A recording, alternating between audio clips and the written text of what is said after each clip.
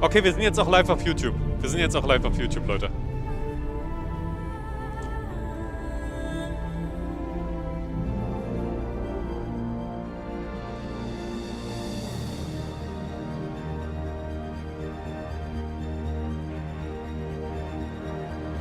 Ja, geile Technik, auf jeden Fall. Geile Technik, kennen wir natürlich alles schon. Mal sehen, ob sie gleich noch irgendwas zeigen, was wir noch nicht kennen. Aber es ist eine gute Introduction für alle Leute, die noch nicht wissen, was bei Starengine so abgeht. Also, YouTube sollte jetzt laufen. Ey, wirklich. CitizenCon, ich sitze hier da mega hyped. Ich will gerade so umschalten auf mein Bild und das Internet ist weg. Es war wirklich, es war so, oh Gott, Panik! Router neu gestartet, alles neu gestartet. Aber haben nicht viel verpasst, zum Glück. Chris Roberts hat nur gesagt, irgendwas Squadron 42 Hype, vermutlich. Naja, mal gucken.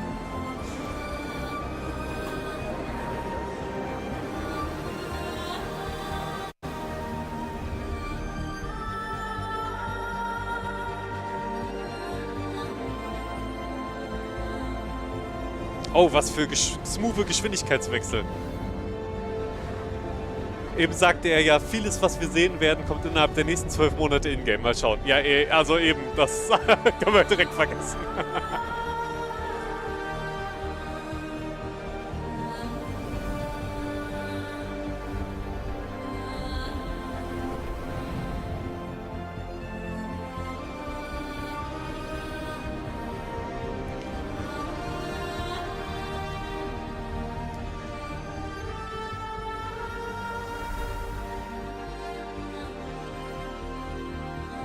Mozart schreibt auch, bin ja immer gerne für gute Überraschungen zu haben. Ich auch, auf jeden Fall. Na, das ist ja sowieso klar. Wenn irgendwas schneller kommt, dann ich bin ja jetzt auch hyped. Ich freue mich so auf die Panels und das, was sie eventuell zeigen. Wohl doch auch zu Squadron 42. Und da haben sie eine Carrack, also da haben sie mich natürlich direkt. Ja, also, wo hier an meiner Brust ist die Carrack? Hier ganz oben. Hier ganz oben.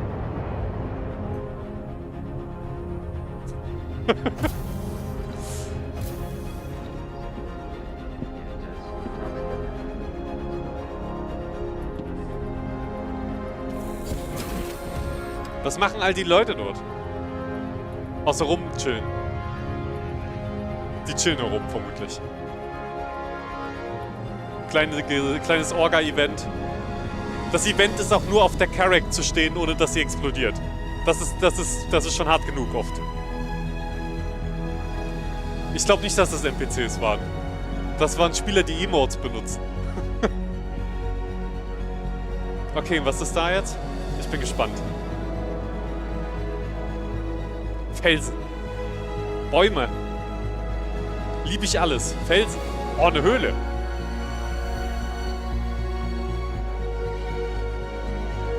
Was ist in der Höhle? Pikos?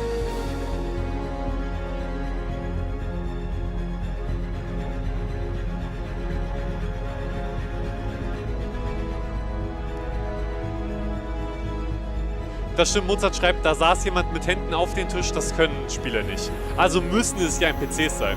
Die faken ja hier nichts. War da gerade ein Ursa-Rover in der Höhle? Ne, was war denn das gerade in der Höhle? Da war irgendwas in der Höhle, unrealistisch. Wie kommt denn das Ding dahin? Guckt euch den Ein- und Ausgang an.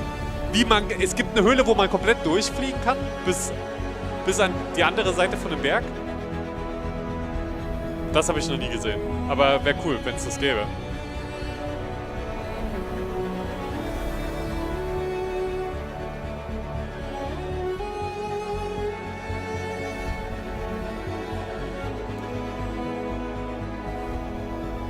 Das Coole ist hier bei Star Citizen, das ist halt wirklich real.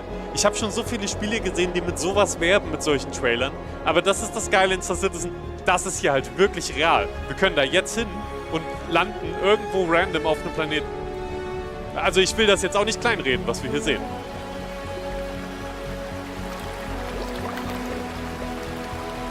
Und der sieht so aus, wie hier auch gezeigt.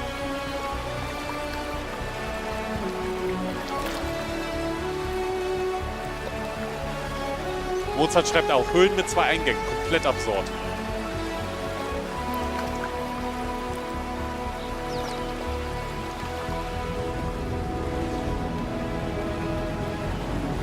So, da haben wir einen Prospector.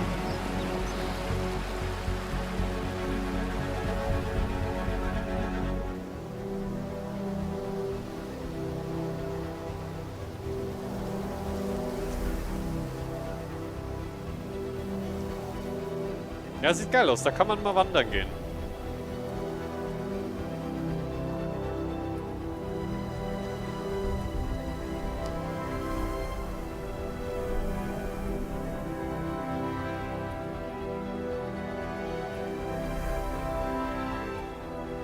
Ja, Mozart schreibt es auch, man sah die Limitations, dass es da Pop-Ups gab, also und so weiter. Also das ist, glaube ich, schon auf jeden Fall in Engine. Also und auch so sieht es auch aus, da poppen auch mal Sachen rein und so weiter. Ist gut, dass sie das nicht geschönt haben.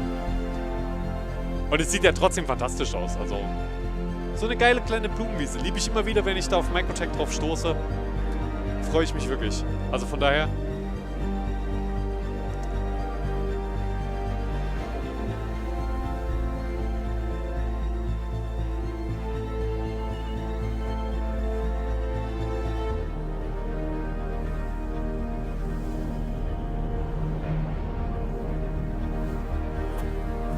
Oh, ich habe mich schon gefragt, was kommt jetzt? Jetzt kommt irgendwas Hypiges. Ich habe schon gedacht, jetzt landet da ein Schiff, aber nein. Es ist ein Lebewesen. Es ist die Space Kuh. Die Space Cow. Sie ist endlich da. Ich glaube es trotzdem erst, wenn ich es im Spiel sehe. Und ganz neue Settlements hier. Und ein Earther Rover, ihr habt mich. Richtige geil. Das ist so eine Homestead-Location. Sieht cool aus. Sieht tatsächlich aus wie eine richtige geile kleine Sci-Fi-Farm. Gefällt mir.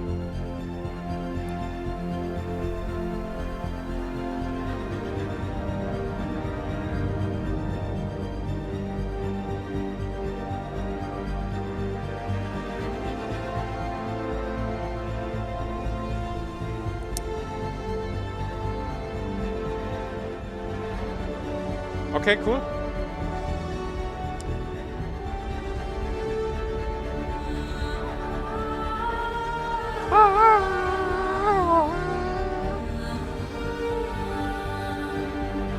Ich liebe solche Musik, muss ich sagen.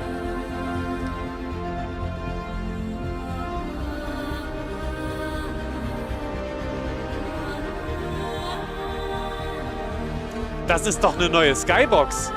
Sehe ich das richtig? Das ist ja das, wofür ich am gehyptesten bin, wenn es da endlich eine richtige neue Skybox gibt. Oh, Jumper, Wormhole, neuer Quantum Travel Effekt oder was? Quantum Travel Effekt, nehme ich mal an, oder?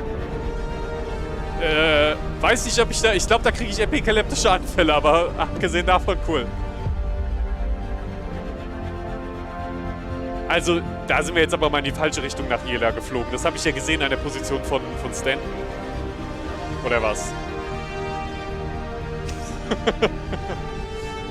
Nee.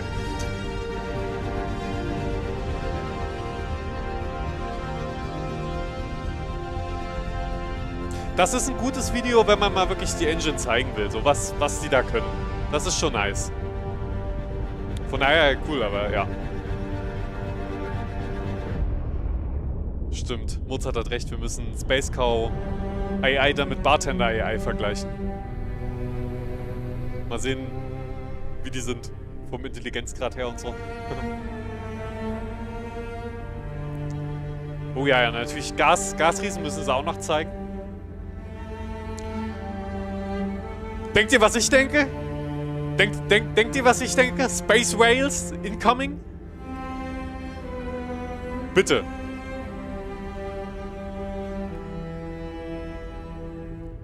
Ich follow dem Hype, Leute, jetzt. Ich bin dabei. Ich lasse mich jetzt einfach drauf ein. Ich glaube, ihr wisst, ich denke dass wir nichts davon kriegen in den nächsten paar Monaten. Aber wenn da jetzt Space Whales kommen, dann werde ich trotzdem schreien wie ein kleines Mädchen.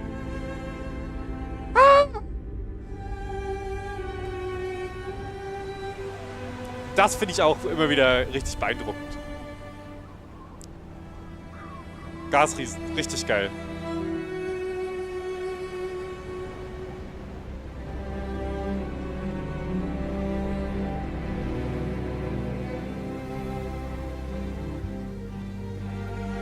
Oh ja, mach den Shot vorbei an der Statue vom... Und dann... Never, gab schon ein Tier zu sehen, schreibt Mozart. Ja, mal sehen. Vielleicht haben wir Glück. Premium Camper, guten Abend.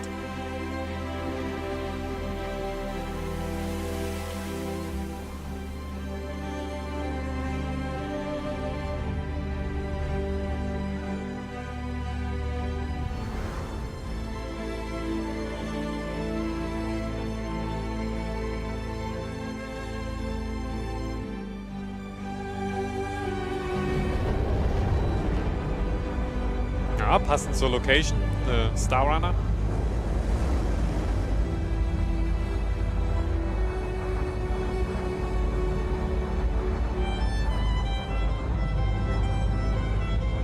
Yeah! Called it! Ah! Siehst du, Mozart? Trust the hype! Trust the hype! Ja, Mozart findet's auch geil.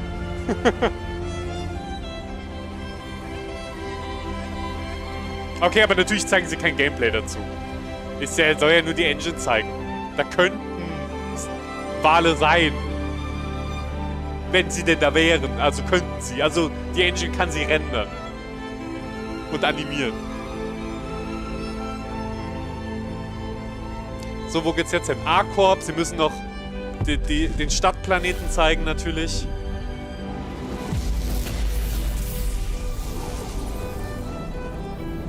Ich glaube, das machen sie hier mit Absicht, damit rüberkommt, dass man da wirklich hinfliegt, quasi, fliegen kann. Okay, Musik hat ausgesetzt und jetzt? Jump Point! Oh! Oh! Es geht nach Pyro. Das ist der Pyro Jump Point. Ich hätte echt gedacht, sie zeigen jetzt noch, A-Corp finde ich auch ultra beeindruckend. Stadt um den ganzen Planeten rum.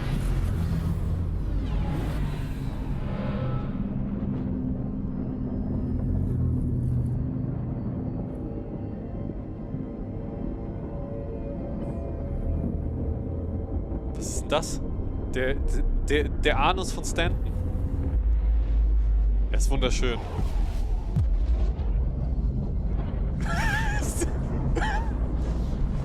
Es erinnert mich leider wirklich ein bisschen an einen Darm. Aber es sieht cool aus.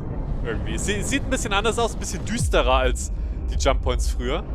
Früher fand ich das geil, dass sie so wirklich richtig hell waren und leuchten und die haben so energiegeladen gewirkt. Das hat jetzt ein bisschen düsterer eher gewirkt. Ich weiß nicht, ob da alle gleich aussehen von denen. Ah, da haben wir Rune Station oder was? Wow, das sieht wirklich ganz anders aus als die Stationen in Stanton. Richtig cool.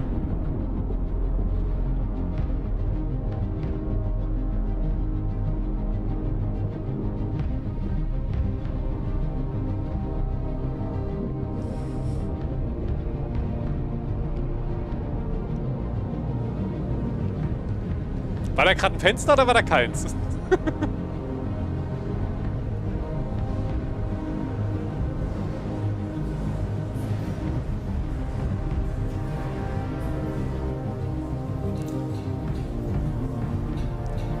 Ja, da kommt auf jeden Fall eine ganz andere Stimmung noch mal rüber. So richtig Grimhacks 3.0 gefühlt.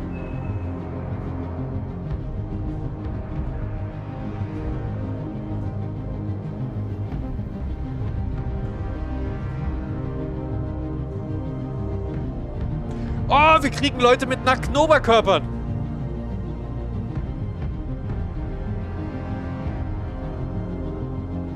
Und Tattoos. Nicht zu vergessen Tattoos. Ganz subtil. Ich hätte fast die Tattoos übersehen.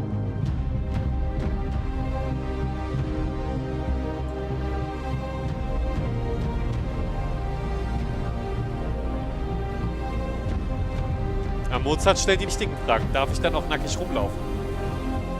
Und ich meine, man kann es ja eigentlich jetzt schon. Unterhose muss anbleiben.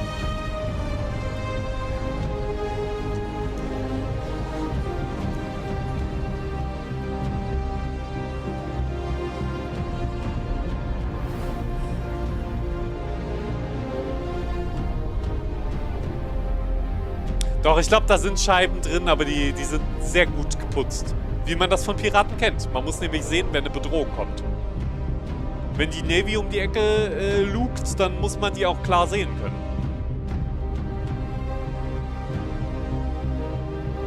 Ja, Mozart schreibt, er fragt sich auch, warum das so dreckig aussehen muss. Als ob die nicht aufräumen können. Ich glaube, das ist so ein bisschen, wenn es keinem gehört, hat keiner so wirklich Bock da durchzufegen und dann kommt der nächste kotzend um die Ecke. Aber Scheiben, sie können. Da, wo es ihnen wichtig ist.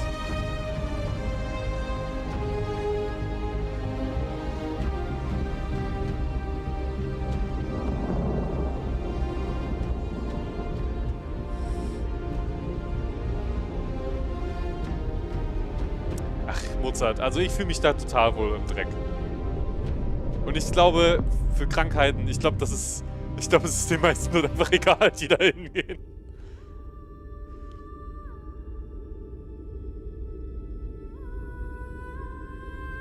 Aber ja, ich fände auch mal ein paar Piratenstationen geil, die ein bisschen aufgeräumter sind.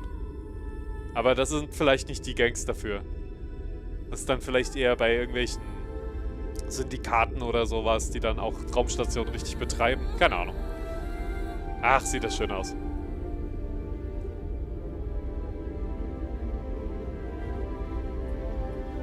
Diese geilen Turmwolken.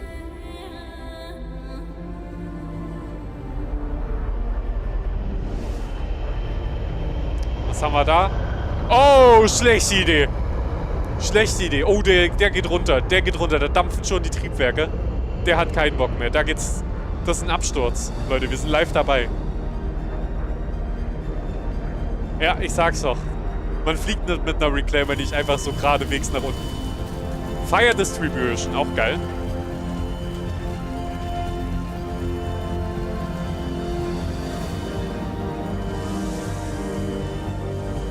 Ey, nicht vielleicht noch durchs Feuer laufen, Kollegen.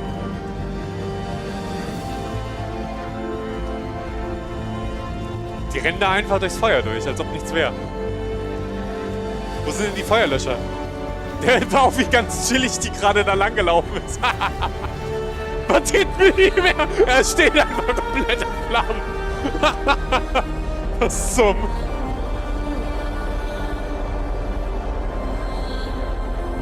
Cool, wenn dann auch wirklich so draußen Dampf kommt. Rauch. Qualm. Ab zum Paco. Paco schreibt, Reysn hat gekocht. Frechheit.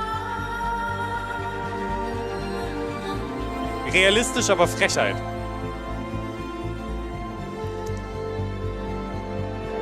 Ich glaube auch, es ist Zeit, Reysn-Landung damit auf 1 zu setzen.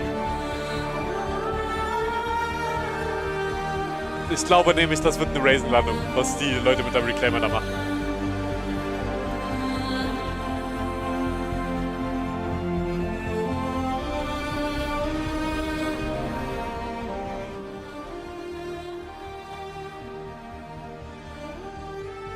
Berge!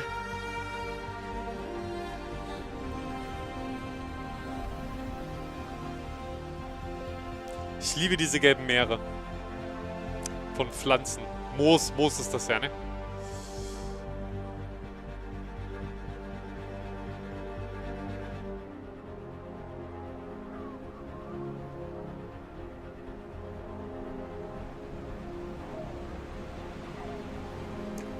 Wetter? Wird's Wetter? Ich höre da gerade einen leichten Sturm aufziehen. Nee, doch nicht, okay. Das hätte ich ja jetzt noch geil gefunden, Regen. So richtiger Sturmregen oder so.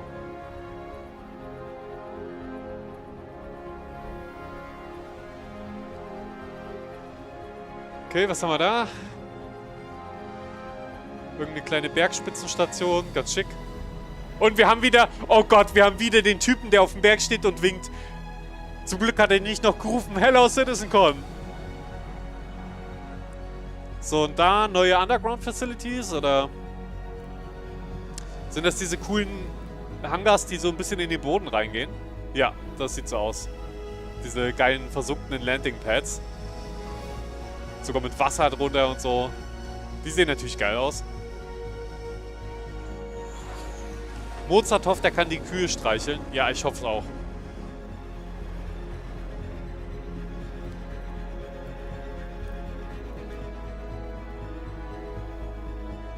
Das ist auch eine relativ große Location. Finde ich cool.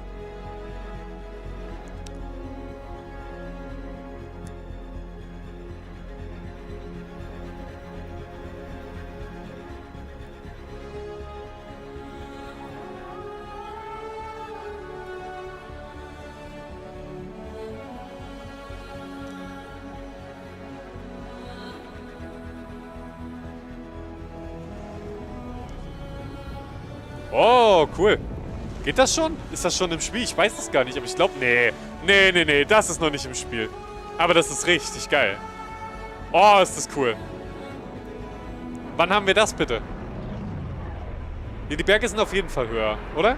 Habe ich auch das Gefühl gehabt. Oh, love it.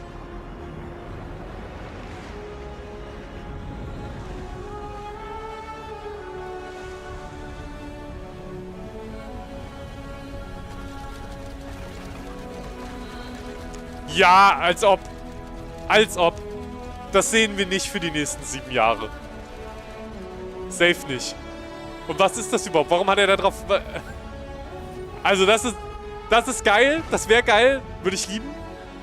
Aber das kriegen wir alles so nicht. Safe nicht. Niemals. Doch. Wer weiß. Da ist ein Pico. Hab den Pico entdeckt. Kriege ich dafür was?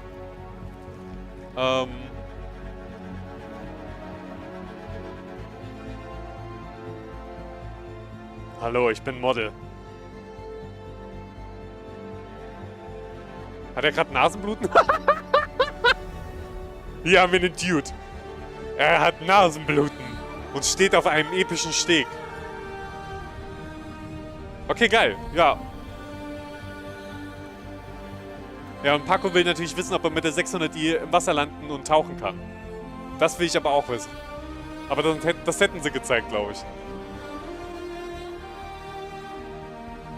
Ja, als die Trümmer ins Wasser gefallen sind, gab es keine Visual Effects dafür. Ja. Vermutlich gefaked. Alles. Alles fake. Scam. Oh, sie haben jetzt wirklich ein Logo. Sie haben ein Logo, Leute. Sie haben es offiziell getan. Damit ist es offiziell, sie werden die Starengine auf jeden Fall verkaufen. Ich glaube, das war eh immer der Plan. Aber jetzt haben sie das erste Mal ein Logo, oder? Stimmt. Dem hätten sie vielleicht mal ins Gesicht hauen sollen oder so. Das wäre auch viel lustiger gewesen, muss ich sagen. Als wenn er einfach so lächelnd in die Kamera guckt und kriegt Nasenbluten. Ja, die wollen das safe lizenzieren. Holds the record for the longest spline in the history of computer games. I think we're close to 1 billion kilometers traveled during that whole sequence. So hats off to the Starengine, glaube ich, supported by our nicht cinematic Starengine. artists that put it together. Space Engine. Also need to call out Pedro Camacho's music, which is always beautiful and sets the scene so well. Pedro Camacho. Geil, wirklich. And it's pretty stunning to think that hopefully from this video, and we're going to go into some of the new features later on in more detail, and you'll see actually better representations of some of the simulation that was happening there. But it's pretty amazing to think that all that happens inside the engine seamlessly without switching, loading screens, or anything else.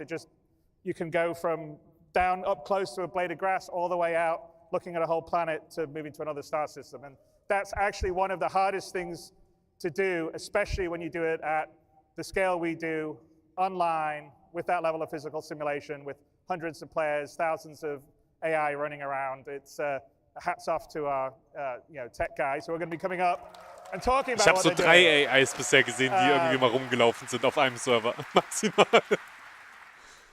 Now, ja, und da waren noch 2 Gladios, die ineinander gekracht sind. Build of Star Citizen. Like, for instance, at the very beginning, I don't know if you noticed the conductor with the hair blowing and the tails blowing. That's all simulated in real time, and we'll talk about it on the physics part of the upcoming speech. But I'm going to turn the stage over to the core technology group to talk about some of all this new tech that you just saw and go into more detail. And we'll be rolling into Star Citizen over the next 12 months or so. And some of it, like some of the new cloud stuff, will actually come in 3.22, which is great. But before I do this, I wanted to introduce Benoit Beauchesseau, who, as a lot of you know, Turbulent have been our long-term partners here in Star Citizen since the end of 2012. And they built our web platform and our digital distribution platform, and a few years ago started to help us on developing the game. We have almost about 100 game developers in Montreal, because Montreal is a great place for game developing talent. And this year we brought Turbulent into the fold of CIG, and they're now fully part of CIG. So this July they joined us, and Benoit, who is the Chief Technical Officer of Turbulent, has now become the Chief Technical Officer of Cloud Imperium.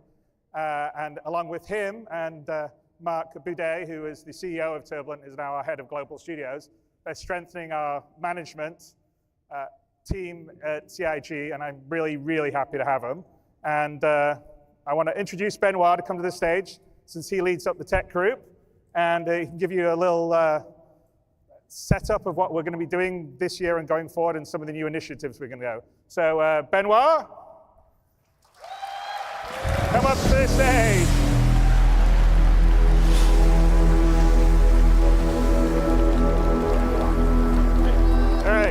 All right, let's do it. Here's the clicker, or did you take your own? Yeah, that's good, thank you. All right. Bonjour! Bonjour. Bonjour, CitizenCon. We are so happy to be here. It's been so long to see you guys physically and just being able to interact. It's been fantastic so Etwas, far. was man We're zu super Citizen beides excited nicht kann. about all this. Interagieren mit The video you just watched outlined a lot of features in the Starengine. It's a reminder of what makes this game so special. It's a focus on fidelity. I said it. It's a focus on immersion. And it's a focus on seamlessness, being able to go everywhere, and you're just there. The accomplishments from the tech teams at CIG have been numerous in building all the technology that allow you to run the game and allow you to experience the same things that we see in our dev setups. And so what we're about to see today is a deep dive into all these features. But first, I wanted to touch really quickly on this last year. We have launched persistence, or added persistence. It's been a rocky road this year, and I want to thank you guys for keeping on playing, giving us a hand, giving us good bug reports. It's been fantastic for us to improve the stability of the game, so thank you so much. You guys deserve a hand of applause. Thank you so much.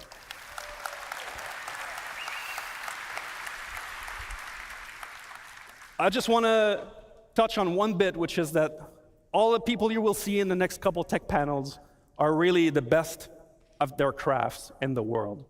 They are infused by a value that we tremendously value at CIG, which is relentless optimism. That this game can be made, that this vision can be achieved. And so, without further ado, but first, I got one more thing to say. So, in all of the different panels that you'll see, all the updates, everything that you'll see on screen, whether it's a HUD, an MFD, a ship UI, FPS weapons, everything, all of this is new. So as you watch the clips, you're going to see some differences. That's because this all comes from the freshest implementation that we have. We love open development. We love to show you guys the work in progress. And so that's exactly what we're going to look at today. And so without further ado, I'll leave you with Marco. We'll show you all the cool and amazing features of our engine and the challenges that we face. Thank you so much, guys. Okay, das sind also die ganzen Inside Star Citizens, die in den letzten Monaten gefehlt haben. Jetzt kriegen wir sie, alle auf einmal. Thanks, Benoit. Hello. Was geht? I am Marco Corbetta, VP of Technology, and we're going to talk about Starengine today. We have been developing Starengine for many years with the goal of creating an online living universe. But creating a universe is not an easy task, and even more difficult to do everything seamless without any loading screens or invisible walls. And massive spaceships flying very fast, close to the terrain and objects, are pushing the limits of procedural generation. Ja, ich werde auch aufgeregt an seiner Stelle. This is not a single-player game, so creating this universe online is making everything more challenging. We stream and generate physics on server, on CPU, And we already support more than 100 players on a single server, more with server meshing. To support all this, the engine must do a lot of work every frame. So in a typical Starengine frame update, we got up to 64 hardware threads, about 200 software ones, over 700,000 streamed in entities and millions of entities overall in the solar system, about 150,000 updates per frame.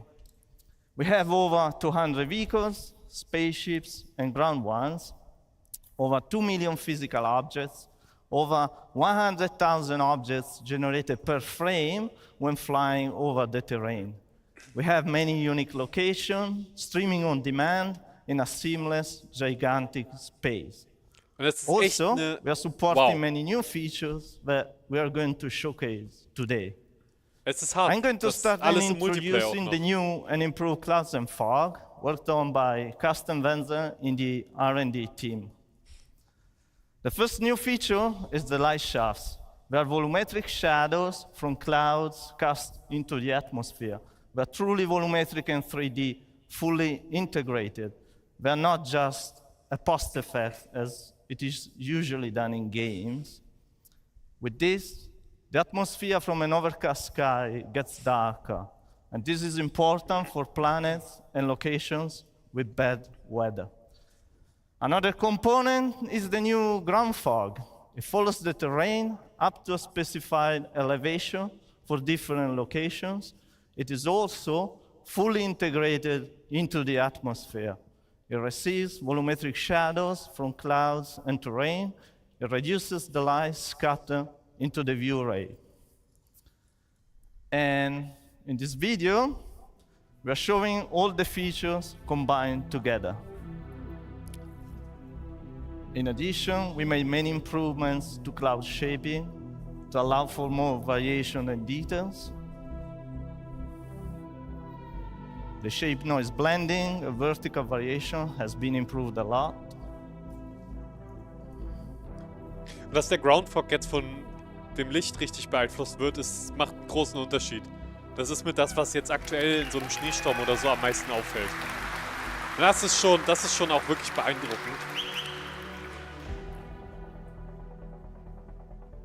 Ich freue mich schon sehr auf dann das nächste Panel. Also, we made improvements to shorten long distance read, and the tiling is less visible.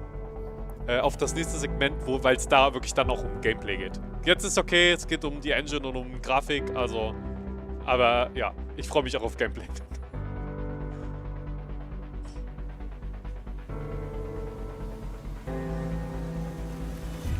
Sieht geil aus.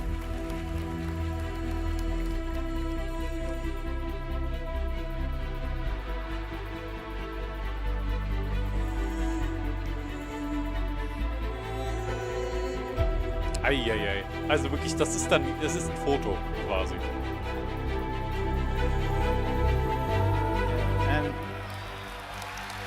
And best of all, we are going to include all these new features and improvements in the next 3.22 release. Okay. Thank you. Ja, Thank you. Mal nicht applaudieren, Leute, weil wir warten mal ab, bis es soweit ist, okay? Hört auf zu applaudieren, bitte. Das haben sie schon zu oft gesagt. Theaters of War in the next patch.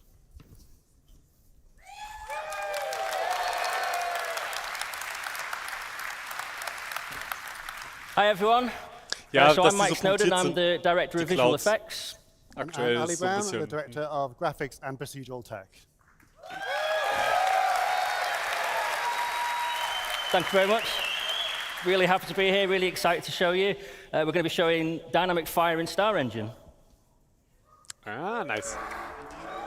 Das geht immerhin mit zu Gameplay. Nein, schaltet auf das Video. So, dynamic fire is a driver for gameplay in both FPS and multi-crew experiences. Hallo, wir wollen sehen. It creates emergent sandbox gameplay and it can be used by designers to craft very dangerous scenarios for players. And as you can see from the video, it gets very intense. Reclaimer. Maschinenraum. Okay, so how do fires start in Starengine? Well, there needs to be a source of ignition, and there are multiple ways in which it can occur. For example, weapon impacts or misfires, explosions or damaged items, and the player needs to be alert to their surroundings with fire an ever-present threat. If a fire does break out, you're going to see it dynamically propagate through the area, causing damage to environment and player. And at this point, the player needs to limit the damage, of course, by extinguishing the fire in any way that they can. So when doing so, they're going to need to wear protective clothing to protect them from extreme heat. They're going to need to wear a closed helmet to protect them from smoke inhalation, poor oxygen levels. And there's actually multiple ways the fire can be extinguished, including the removal of heat, for example, using the fire extinguisher, which is my personal favorite. It's a lot of fun doing that. The removal of oxygen, for example, locking off the area, venting the oxygen, creating a vacuum. Or simply, the fire's burned so fiercely that it's done everything it needed to do. There's nothing left for it to destroy. And if you let it get this bad, it's probably time to consider repairing your ship. Okay, so how do we achieve this from the technical perspective? Well, the first thing the artists and designers do is they mark up their scene to tell us what physical properties that each surface is made from, whether it's wood or metal. But not only on the surface, we have to describe what is behind the surface. You might see a metal panel on your spaceship, but has it got cladding or wiring behind it? It's important we know all this so we know how flammable it is. Then after this, we have to define all the physical properties that go with these surfaces. So, for example, what the mass is, the energy density, combustion temperature, air-fuel ratio. And we use all these physical properties and we sum them up in each voxel, which is a 1 by 1 meter cube. And then once we have these voxels, this forms the basis of our simulation. So then first thing we do is we look for sources of ignition and then we're off. So here's our debug mode that shows us what's going on in the simulation and is what we use to track it. And you can see these squares enlarging to show us where the fire is spreading. For each of these voxels, we're tracking the fire, the temperature, fuel remaining, the amount of smoke. And the fire is propagating via convection and radiation, which are both accurately simulated. And it's consuming the gases and producing the knock-on products as well as it goes. And because we're using a proper simulation, like Mike mentioned, when you vent a room, not only are you removing the oxygen and putting the fire out, but if the temperature remains the same, if oxygen is reintroduced, the fire will reignite and it will continue burning, just like it would in real life. Krass. Das werden viele Spieler nicht verstehen, glaube ich. Ich glaube, wenn ich die Erklärung jetzt nicht gehabt hätte, hätte ich auch so eine, war doch aus, jetzt habe ich die Tür aufgemacht, wieder an. So our focus has been on interiors, in particular spaceships, but all interior spaces really, and this voxel grid really helps us solve that problem. Our next focus is going to be on planets. Obviously, they represent a slightly different challenge, the vastness of them. We have to transfer this over the network and simulate it slightly differently, and we also have to render it at scale. But the way we've done it, the core tech we've used, we should be able to scale this up quite easily. So that's going to be our next focus. Okay, so how do we create realistic dynamic fire visuals in Starengine? We'll start with the simulation, as just described by Ali, and this gives us the data we need to drive the visuals. Then we bring in the burn shader. So this can be applied to static environments, and we have a lightweight version of the shader for entities, which is kind of based on the dirt shader and wear. Then we've got the glow, which is an animated surface decal shader for static environments. This is where we start to bring in some nice motion. And then we bring in the GPU particles, which are spawning from voxels and in screen space. Obviously, these are doing a lot of the work visually. Ja, und schon sieht's geil aus. Then we bring in the lights. These are spawned for clusters of voxels as opposed to per voxel as an optimization. A cluster being a representation of voxels. Ist auf jeden Fall schön, dass sie ein Ziel und einen Plan haben. And then we bring in the fog. So this is height-laid volumetric fog. The smoke fills the room and it goes up to the ceiling before filling the rest. And we're simulating that. So to finish, we're going to take a look at all of that put together in the game. Thank you.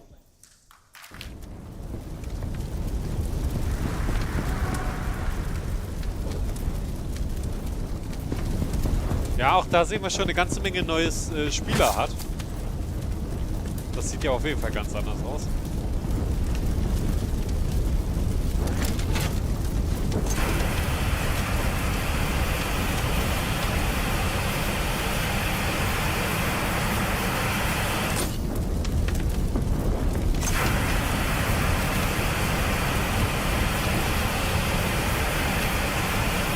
geil, dass der Feuerlöscher einem sagt, wie heiß es dort ist, wo man guckt. Das finde ich ein richtig geiles Feature. Und da ist das Feuer schon wieder. Ja, okay, das schafft er hier nicht mehr alleine. Ja. Schade, dass es keine Feuerlöschsysteme gibt. So ein Feuerlöschsystem wäre praktisch, oder? Thanks very much, everyone. Thank you. Thanks a lot. Okay, cool. Hauptsache er hat den Pico gerettet, auf jeden Fall. Hello everyone, I'm Will Hain. I'm here to talk about water in Starengine. So, water is a huge part of both of our games, Star Citizen, Squadron 42, and we wanted to give it a major upgrade. We were going to set 3 ideas that we wanted to impart on our water. We want it to look as good as possible, obviously. We want it to look realistic. We want it to be beautiful. We want it to be in motion constantly. It should always be moving and always be reacting to everything around it, whether that be players or objects or vehicles. And we wanted this to work on the whole scales of all of Star Citizen, all the way down from footprints in puddles to enormous ships crashing into the ocean. I'm going to talk about our updates to the water rendering first, and then we'll move on to that other stuff I discussed. So first of all, the water shaders, particularly the ocean and the river ones, were in dire need of a major upgrade. They were currently using a technique called deferred shading, which is really fast and fantastic for opaque objects, but does not translate well for transparent ones, which of course water is. So the first step that we made was to transition to forward shading. That allowed us to introduce more physically based techniques, such as proper lighting, reflection, and refraction. It allowed us to integrate the atmosphere properly into our water lighting setup. And it also meant that we could get more fun techniques, such as wave crest backlight scattering, and adding better foam rendering, which includes halftone blending, surface haze, and much more detailed bubbles on the individual bits of foam. I've got some examples of that here. In this particular screenshot, you can see the icebergs in the near frame. You can see we're refracting the iceberg underneath. It's correctly refracted. In the mid frame, you can see that the iceberg is reflected back onto the water. That is now accurate. We weren't doing that properly before. Here you can see our accurate water lighting from this really beautiful screenshot of the Gladius over the water. I love this one. So this is the objects under the water being correctly lit, which is new. And then we are applying the lighting changes from the specular highlights on the surface, and also considering the lighting from the suspended particles in the water, depending on how deep and dense the water is, which gives us this really beautiful effect. This screenshot just looks good, but what is going on is that it is demonstrating that the atmosphere and the water are sorting properly. This looks like everything is normal, but it's challenging to implement with forward-rendered water and proper ray-marched clouds like we have in-game. Props to Alan, who worked on all of this. I did the next bit. And here we can see the wave crash light scattering. See how the sun is coming across the back of those waves. It's lighting up the suspended particles in them. It just looks gorgeous. Here we have the multi-layered foam. And from a distance, we have both surface foam and subsurface foam rendering correctly, looking really, really nice. I've just got a video here before and after. First of all, this is our lakes on Stanton 4. Next, we have water volumes on Reysn. There you go. And this last demo, this is a Clio on the Stanton system. This is what it currently looks like in game, and I think you'll agree, pretty dramatic difference. Sieht auf jeden Fall geil aus. So the next bit that I want to talk to you, that me and the team at Planet Tech and Graphics have been working on, is of course water surface simulation.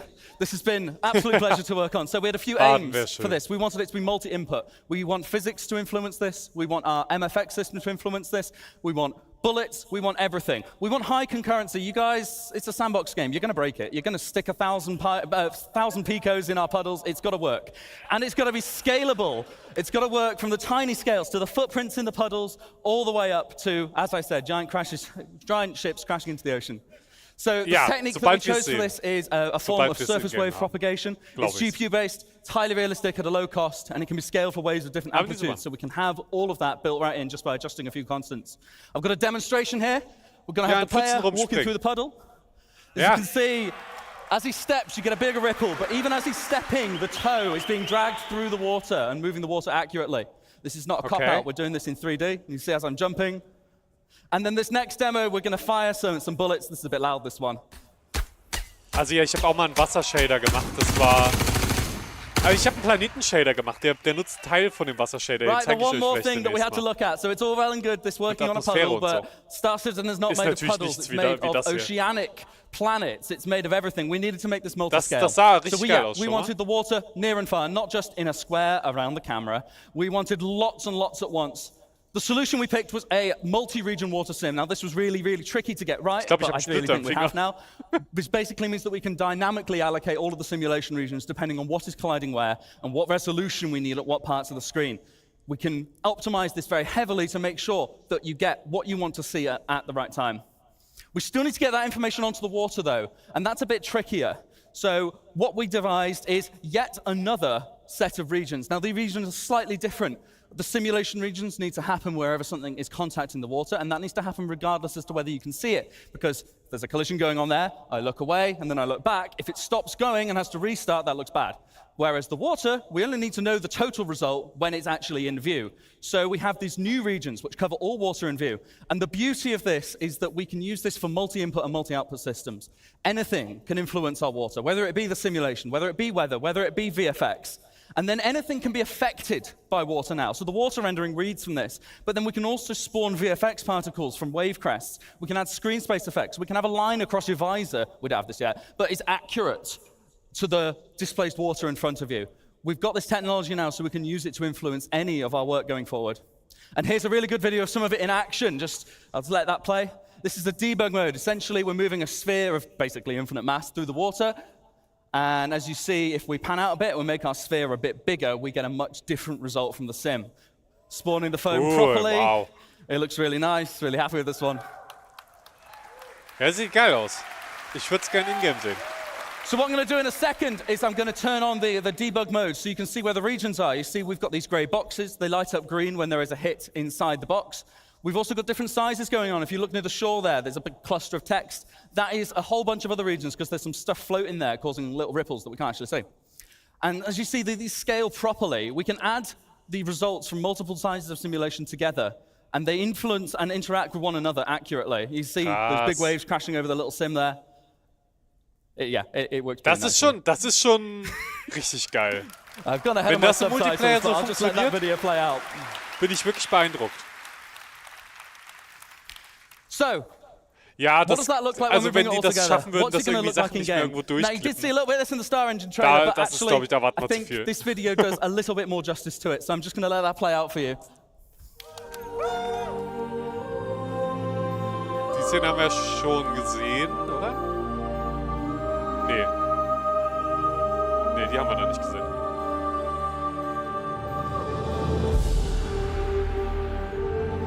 Geil. Ich will Forward in a das second. in-game haben.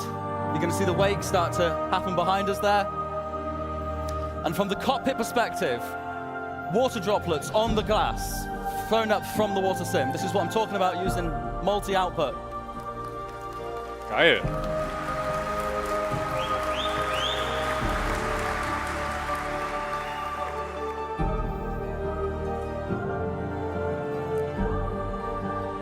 And that's us. Thank you so much, CitizenCon. Handing back over to Ali. Ja, nice. Aber wie gesagt, ne, das ist jetzt noch nicht mal irgendwie im Multiplayer gezeigt. Ich bin beeindruckt, auf jeden Fall.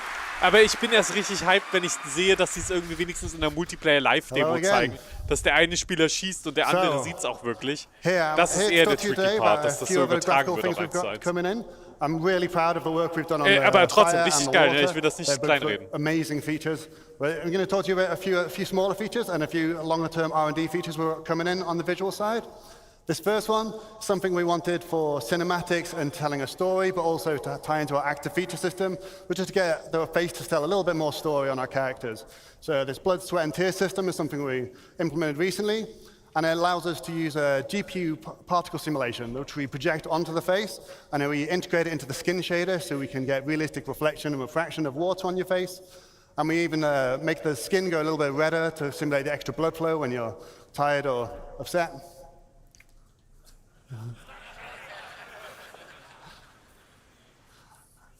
So none of this is a pre-canned animation. It's completely dynamic. We have complete control over everything. We can keyframe every single tear if we want to. And we can even simulate blood. Like Das wird halt für Squadron 42, für so Cutscenes und sowas richtig geil sein. Einfach scary. So next thing I Dieser want to arme talk about Typ. is our scope shader. Design came to me telling me that they really wanted to up the game for our rifle scopes. They weren't quite good enough. They didn't really feel realistic for them. And they thought it was a real core part of the first-person shooter experience. So to give you an idea of what we used to do, we used to use these type of fake scope meshes, which you see here, which is where we type of slice the scope in half so you can see through it. And sometimes we put these big black planes around them to obscure your vision. And we put a bit of glass on the front of it, but there was nothing really to tell you that it was a lens. So we've worked on a new scope shader, which is now going to be on all of our scopes. Geil. And I'll give you a quick sowas show liebe of ich. what that looks like in game. So on the first scope here, we're going to see it's got a Nee, ich meine nur, in Star Citizen ergibt das natürlich total Sinn, aber das macht die We've got Cutscenes in lens Squadron distortions, 42 halt you nochmal can see viel the geiler. refraction and bending of Wenn light du da on it. wirklich Schweiß hast, Blut und so You weiter. see it works when you don't have to be actually holding the rifle for it to work. Natürlich macht das in Star Citizen mega Sinn. We've got a correct Oh ja, emulation ey, of eye ich relief liebe on the sowas. scope. So we So have ein the gutes blur, Detail. distortions, Das chromatic gibt dem direkt viel aberration. mehr Tiefe. And then we've also got support for digital displays like this one, which has light amplification and has support for EMPs. If you get an EMP, you're going to have the display is going to get distorted. So we're Richtig quite proud cool. of this. We think it's going to give a much better, more realistic simulation of the scopes in the game. And I think I've kind of mentioned before, but it's not a fake effect. It applies to our scopes no matter where they are. You don't have to be using the scope. You could look down somebody else's scope and see the same thing. It's fully integrated into it, so it's really quite proud of that. Oh, nice. Dass man sogar durch die Scopes von anderen sehen kann und so. Vor allen Dingen, wenn er nicht irgendwie alles Next schwarz um feature das I want Scope to rum talk wird, about, ist das hopefully gut. if any of you have a HDR monitor and you've been playing 320, hopefully you've given a go of the HDR feature. We're really proud of this. It looks really good. And we've got some great feedback from you guys as well. There's been some strong feedback about we want extra black level controls, so we're going to be adding that for you. So make sure you can tweak the image exactly how you want. And there's a great user guide on Spectrum as well if you want to know how to get the best out of it, because it's not always a straightforward tech to get the best out of. Just to give you an insight how this works, we've got something called Unified Tone Mapping Curve, and this is the process where we map the real-life colors of real-life intensities of light onto what your monitor can display. And rather than having an SDR mode and HDR mode, we have like a smooth system where we can blend between SDR and HDR depending on the peak brightness of your monitor. We also pay a lot of attention to make sure we preserve the colors and the hues to keep an accurate image for the artist, and especially for skin tones. We don't want them turning red or white or doing anything bizarre. Just one thing to mention, we've got some content adjustments that will be ongoing. We've got a lot of content in Star Citizen. It takes a little bit of time to make sure we balance everything so it doesn't look too dim or look like a supernova.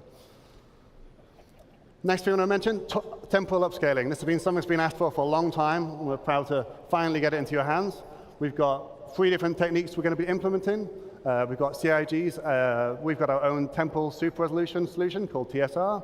We've got AMD's Fidelity FX Super Resolution 2, and we've got NVIDIA's DLSS 2 as well. Okay, nice. They each have different characteristics and hardware requirements and trade-offs, so it's important to get you all 3 so you could have a choice of what you want to look. Gut, dass sie alles unterstützen. On the left here, we've just got a zoom in from one of our outposts. That's no anti-aliasing for people that really love to see jagged edges. The Liebe ich. center one is Bin ich our ganz ehrlich, TSA, mag which is ich. what you've got in the current release today. And on the right-hand side is TSR Gib mir die without doing Pixel. upscaling. And this is going to be replacing the TSA solution. And this gives us better quality and more stable image and hopefully much less ghosting. We can use our TSR to do upscaling. Here's the example of how it looks at each resolution.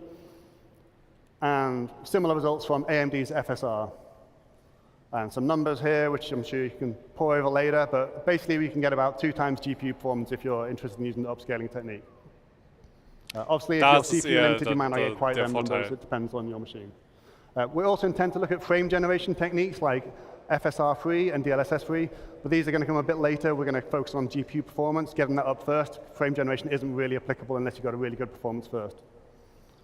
Some other quick updates. We've got the screen space shadows as added to Alpha 320. It gives us some extra detail in our shadows across characters, and it's particularly on planets. It helps a lot. And we've also got a new texture and mesh streaming engine that helps us get as much possible detail as we can onto your VRAM on your GPU.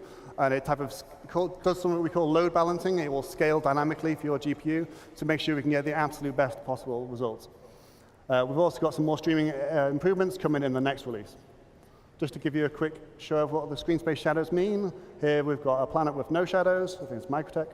The shadow maps, so you see the normal shadow maps that fill in half the scene. but then when we get the screen spatiality, look in the top of the screen or in the flowers, they type of fill in the detail for the rest. They really help type of bed the scene in and stop these things looking floating. Nice. Dieser Groundfog, der sieht wirklich Next gut up, aus. just want to talk Liebe ihn. about planets for a little bit. It's something I get asked about a lot of what's happening next with planets. So we've got quite a lot of R&D in progress. First thing, we've got 2 new pieces of tech being started recently. First is virtual terrain texturing. It's quite a technical detail, but what this means for you is we're hopefully going to get much less popping or no popping at all. And we're going to achieve this by moving all the calculations to the GPU. And we'll be reusing the same type of patch-based system that Will talked about in his water presentation. And it should give you major CPU savings as well. So we're quite looking forward to getting this in.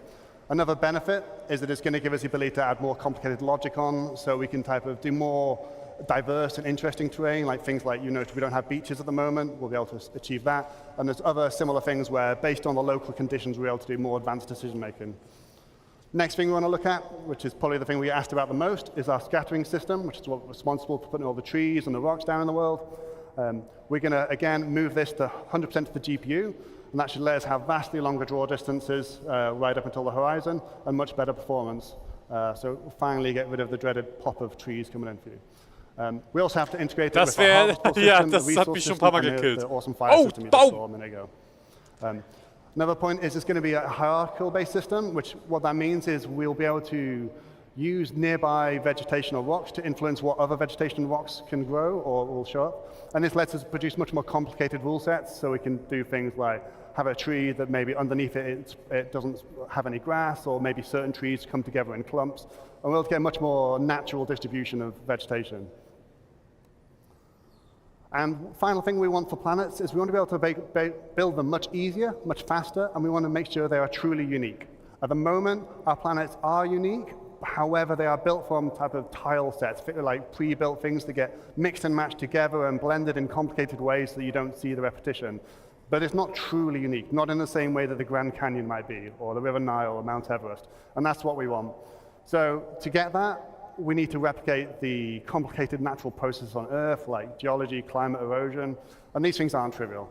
So we've got 3 options. Deswegen we've got machen offline wir es. tools, Houdini, TerraGen, things like this. Ihr habt bisher nichts We davon could gemerkt, dass simulate es all nicht these so ist, aber processes wir in wollen es the engine. kompliziert machen. But we've started some R&D a few months ago on whether we can use machine learning to do some of this.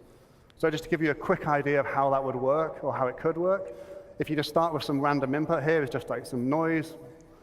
We run it through a temporary simulation, so we can type of get a more reasonable approximation of simulation at different altitudes and latitudes on Earth. And then what we do is we categorize all this into different biomes. So based on the temperature and moisture, you'd find out what is a desert, what is a forest. And this part is crucial. So this is the input for our machine learning algorithm. We could come up with this image any other way. You could hand paint it as an artist, or we could just randomize the noise to get a different set of images. And then what we do is we take the large data sets we already have from Earth, from Mars, and from the Moon, and we train it on exactly the same distribution, so biomes, so forests, grasslands, and things like this. And by training it on exactly the type of data we get in reality, we can take this and then push just that, and then we can get these lovely height maps out of it that tell us a really realistic distribution. You can see here, this is a height map, so the black areas are low. You can see all the little rivers and valleys, and this had 0 R input aside from this image, which is a very nice result. It's early days. This is based on something called a custom diffusion neural network. It's, like I said, it's pre-trained on Earth data, and it's been built up in patches so that it just doesn't become too expensive to build. And the little circular patches get like added together, and to avoid any seams in the image. And then just to help you visualize it, I've just put some colorization on it to show you where like snow and beaches might be, and just wrapped it around a planet to give you a better sense so it doesn't look quite so abstract. Yeah, but this is very early days, this stuff, but we're hopeful this will be helping the future of how we build planets quickly and efficiently. Okay. Thank you. Ist geil. So the last thing I wanted to talk about today is our Gen 12 renderer and Vulkan. This has been ongoing for quite some time, taking a lot longer than we would have liked, but we're finally getting to the end of this long journey. For those who don't know, the reason this was being implemented is largely for performance. We're going to be getting at least 2 times better performance on our CPU submission for rendering, which is often the bottleneck for the game, so that will directly, hopefully, translate to performance improvements. We also get better control of memory with advanced GPU features like resizable bar. And it also opens a door for some things like ray tracing and new mesh shaders. So we've got a video of a Vulkan running that's live captured. So I can't remember which ship is this, but it's it's all working fine now. There's a couple of hitches in performance, so we can't quite release it yet, but we're looking into them, the last few performance issues and stability issues, and hopefully we'll be releasing it soon. So, like I said, the one thing, or one of the things we really were interested in by implementing Vulkan was to get support for new hardware features, and one of the big ones was ray tracing. So with that, I want to hand you over to Ben, who's going to talk about some of our lighting research.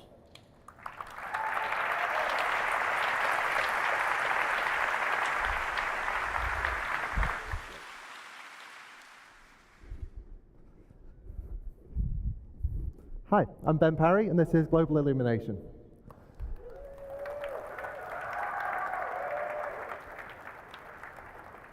So, as Ali just said, moving over to the Vulkan renderer, and now that that's fully online, we've got access to hardware ray tracing on the GPUs that have support for it. And the best thing to do with hardware ray tracing would be to create a new, updated global illumination system for us to use. Now, I'm here to give you a fairly early preview of the work that we've done so far, but first off, I'm just going to simplify some things and ask, what is global illumination? Well, you can break the lighting in a game down to 3 components. First off, you've got direct lighting. That's not global illumination, but that's the sun, lights in the level, that kind of thing. Next up, you've got diffuse global illumination. Now that's like a whole hemisphere, like a soft lighting that affects the entire, that takes from the entire scene and lights up the pixel.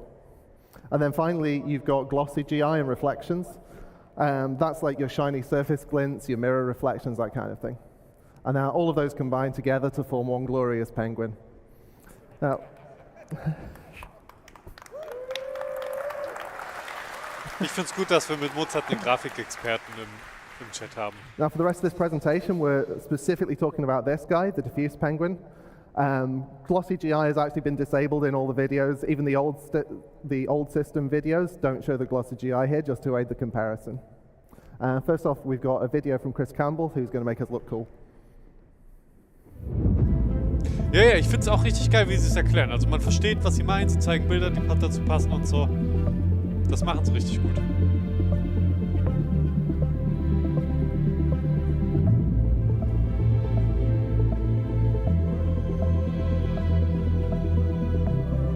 Oh, endlich werden die... Weil das hat mich immer am meisten gestört, dass die Schiffe dann im Innenraum so oft kacke aussehen im Vergleich zu der Umgebung. Also so richtig rausgerissen.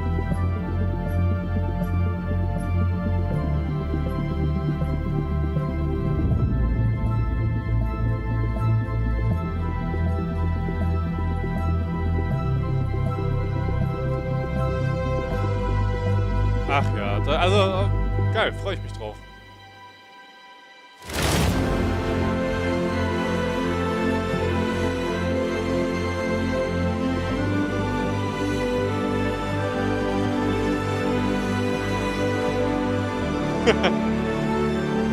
Ah, Mozart, aber du wirfst Fun Facts ein. Das reicht, um im TV als Experte zu gelten, also auf jeden Fall mindestens auch bei uns.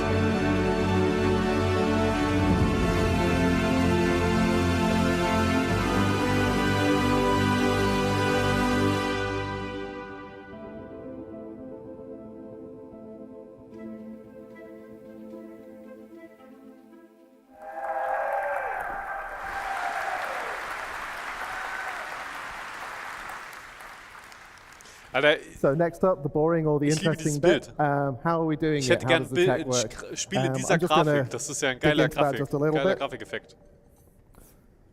So we're closely based on AMD's recent paper, GI 1.0. We're probably going to build on top of that, but at the moment we're quite close to it. We ray trace against a simplified world so that we get like smoother lighting for the, since it's a diffuse scene, we want a sort of diffuse, smooth signal. This also means that we get more rays per millisecond, which is always good. And we do generate a lot of probes. So the new system is generating, well, for comparison, the old probe was about 1 probe per room. And the new system is about 25,000 probes that are all on screen at the same time. And we're going to see that now. So here's a scene that I've dramatized a little bit just to give trouble to the old lighting system. And this is what the ray tracing sees. So it's a simplified single color per object kind of thing. But then we've also got this kind of a 3D dictionary of average light values so that the light is kind of shared over things in a similar area.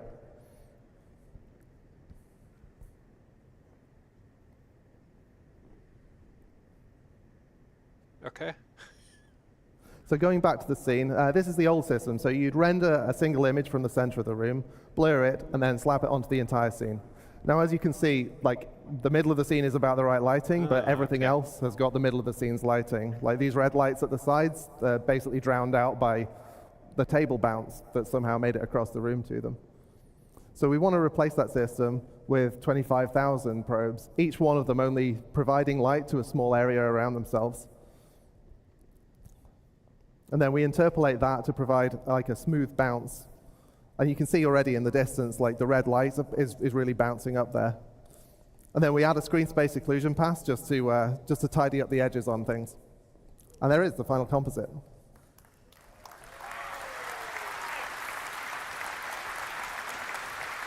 Das macht echt einen enormen Unterschied. So, what else does it do? Well, because it's real-time generation, it means we can do a real-time bounce, and we can do that with quite small areas. You can get like a really vibrant bounce that picks up off small objects in the scene. Ooh. And that means that the art team can really lean into like strong local variation on color. As again, we will see. So we'll do a side-by-side comparison on this one. As you can already see, like the spotlight's really like throwing stuff into the scene. This is just one light in the room. Auch geil, wenn man da mit einer Taschenlampe auf Sachen we did have live updating, as you can see in the old system, but it was designed for like time of day changes rather than this continuous smooth view. And finally, it means that we can do things like glowing surfaces can just illuminate the world without having to add special lights to fake it. Auch geil.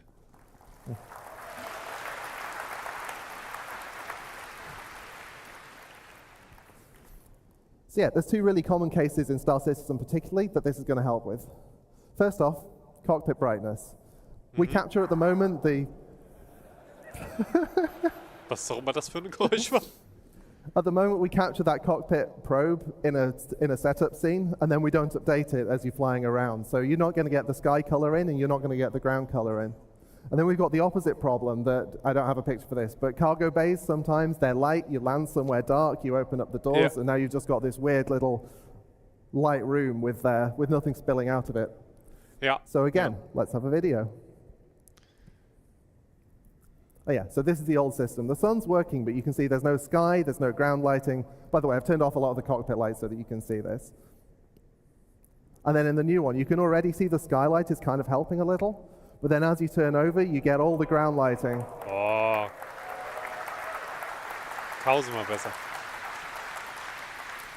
And yet there's more. See, one of the concerns we had was that we didn't want to create a two-tier system. If people have got hardware ray tracing and it's working for them, that's great. But you can't really have the art team optimizing Wasim for one type of lighting and then having to optimize it for another type of lighting and having to trade off decisions about the two of them. Hey, Freeze. So what we've been experimenting with is trying to create a new low bar that's higher than the old low bar, as well as creating a new high bar. And the idea for this is basically to take that single room environment probe system that we have been using, update it so that we can do live relighting on that, and then to sort of slot that in where the ray tracing would be while still keeping all of the other stuff, like the 25,000 probes and all that kind of stuff, can look at the old system and we kind of Frankenstein them together. So I'll show you what we've got so far for this. So this is just the old one and the new one so that you can see the problems. Like just, it's overly lit, let's be honest.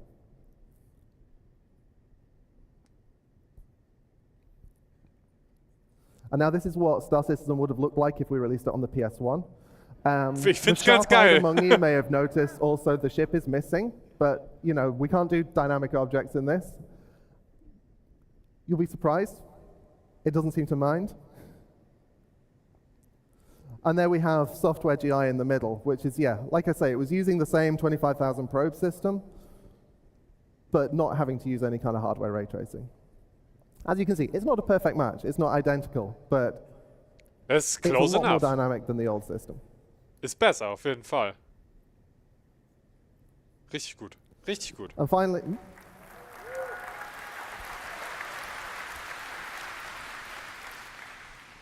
finally, I'm just going to show you a to-do list here. I don't have pictures because it's stuff we've not done.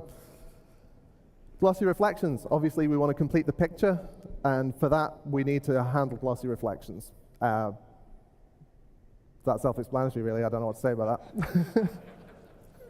Secondly, you've only seen it on opaque surfaces so far. The next step is to extend this so that it can support glass and water and all the other transparent things in the game. And beyond that, we've obviously got fog, we've got other atmospherics. We want to expand GI to make sure that it affects everything smoothly and equally. And the final thing is a Star Citizen thing. We've got giant scenes, we've got a ridiculous scale on some things, and we've got plans to make sure that this GI extends to handle that full scale. Anyway, that's all I've got to tell you now. I've been Ben Parry. Next up, we've got Starcloth with Chris Reysn. Starcloth, okay. Mal sehen.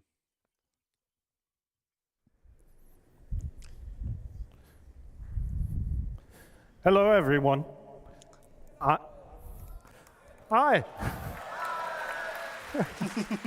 I am Chris Reysn, and I would like to show you not one, not two, but 3 new physics of our physics engine. And I would like to start off by introducing Starcloth, our new character cloth simulation with a short video.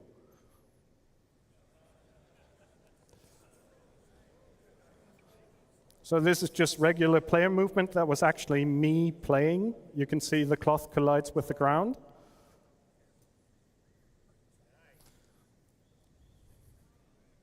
You can see multiple layers of cloth that do not interpenetrate.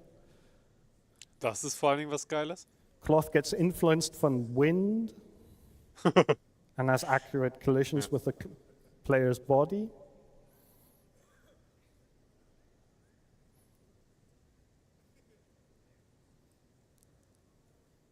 Das ist schon sehr geil.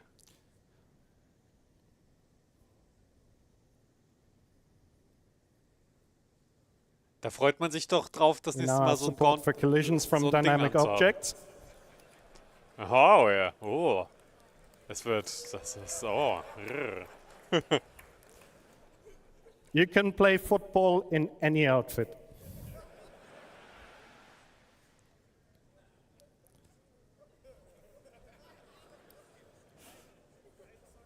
Mist, ich habe die Dornschuhe gar nicht gesehen. Habe ich gar nicht drauf geachtet. Starcloth supports the full range of motion a human can make, from fast movement. Das sieht gerade aus, als ob er versucht, To den Fußball extreme wieder poses. rauszukriegen. Ah, der sitzt ganz schön tief.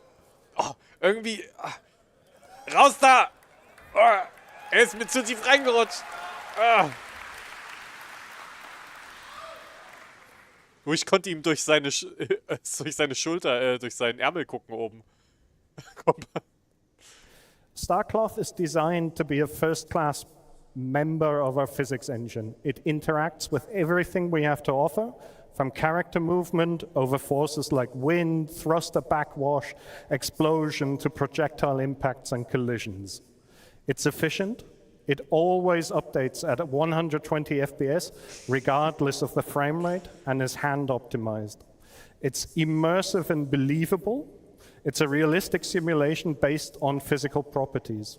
It's high fidelity, high quality. We want to raise the bar with this. The visual geometry you see on the right is complex and not suitable for simulation. The visual geometry is made with visual quality in mind, and that does not translate well to simulation. So we decided to add the ability to use bespoke meshes that are made to simulate well and let their movement then deform the visual geometry. This allows us to share the same sim setup across multiple visual meshes, which is a huge productivity boost for tech art. We can seamlessly blend the simulation on and off, so we can disable the simulation at a distance. Back to the football. Everything that is dynamically simulated is able to interact with the cloth, from ships, over crates, boxes, and even footballs. We ensured that the collisions are accurate and believable. As you can see in the image, the football parts both layers of the gown. The cloth itself supports self-collisions, which means it will create folds and wrinkles, but not interpenetrate itself or other layers of cloth. The same applies to the static environment as well. The cloth will drape itself around the environment, so brushing up against objects will result in the behavior you expect. We added tapered capsules to improve collision detection accuracy. A tapered capsule is a capsule which has two different radii at the endpoints. Human anatomy is complex, and we need to accurately represent it for collisions. The traditional capsules we use on our ragdolls lead to jumps in the collision surface. Now, notice how there is a jump between the elbow and the lower arm, and another jump where the forearm connects to the hands. These jumps pose significant problems for our cloth simulation. If you look at the upper torso, you can see the collision proxies are actually completely hiding the cloth, and they're essentially completely useless. So now notice the difference on the same body represented with tapered capsules. We can now faithfully represent the hips, legs, and arms of the character. An additional benefit of tapered capsules is that the collision detection is significantly faster than with regular capsules. Currently, we're only using them for cloth collision detection, but in the end, we'd like to use them for everything. Also, Priest, das ginge, wenn man Fußbälle schießen könnte ins Taste. We simulate the cloth always at 120 FPS or 120 Hertz, regardless at which update rate the game is running at. We do this to be faithfully able to detect collisions with a fast-moving character. As we're simulating at a higher rate than the game updates, we have to interpolate the joint positions between updates we get from the game. At each simulation step, we perform collision detection, simulation, and update the cloth sim cage. Ja, mach das einfach mit den Tomaten. Now, if the game is running at 120 FPS, we do one update for the cloth simulation. If the game updates at 60 FPS, like in the image, we simulate the cloth twice. Now, if the game runs slower, like at 30 FPS, we need to update the cloth 4 times. You can see this in the image. It becomes apparent that we need to make the cloth run as fast as possible, and we spent a great deal of amount of time optimizing this with various techniques, including handwritten vectorization and using every trick in the optimization handbook.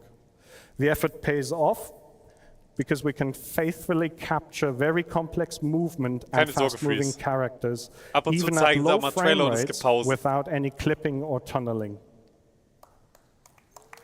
Ja, das ist jetzt gerade sehr technisch, aber das war zu erwarten. Es war schon insgesamt jetzt weniger technisch, als ich erwartet habe. Aber ich habe auch ehrlich gesagt gedacht, dass es eine halbe Stunde kürzer ist, als es jetzt tatsächlich ist. A significant challenge for character cloth is when multiple pieces of garments layer on top of each other, like a tight-fitting jacket that lies on top of the pants, as you can see in the image above. This is a very difficult region to simulate properly because you don't have much space and the simulation collisions have to be absolutely accurate. This, what I'm going to show you, is a very subtle effect, but once you notice it, you cannot stop noticing it.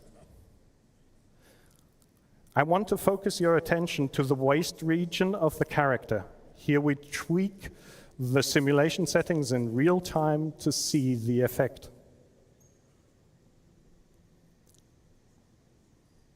Here you see a rendering with a high-fidelity cloth disabled.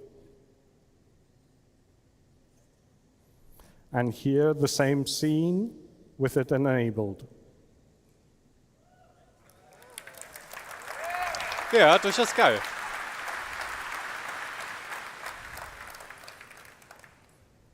Genau, die Water Physics Präsi, die war schon geil. Also generell dieser Trailer, den sie am Anfang gezeigt haben, tomorrow, hatte seine much more Momente. can be seen about Starcloth in the character advancement panel. Be sure not to miss out.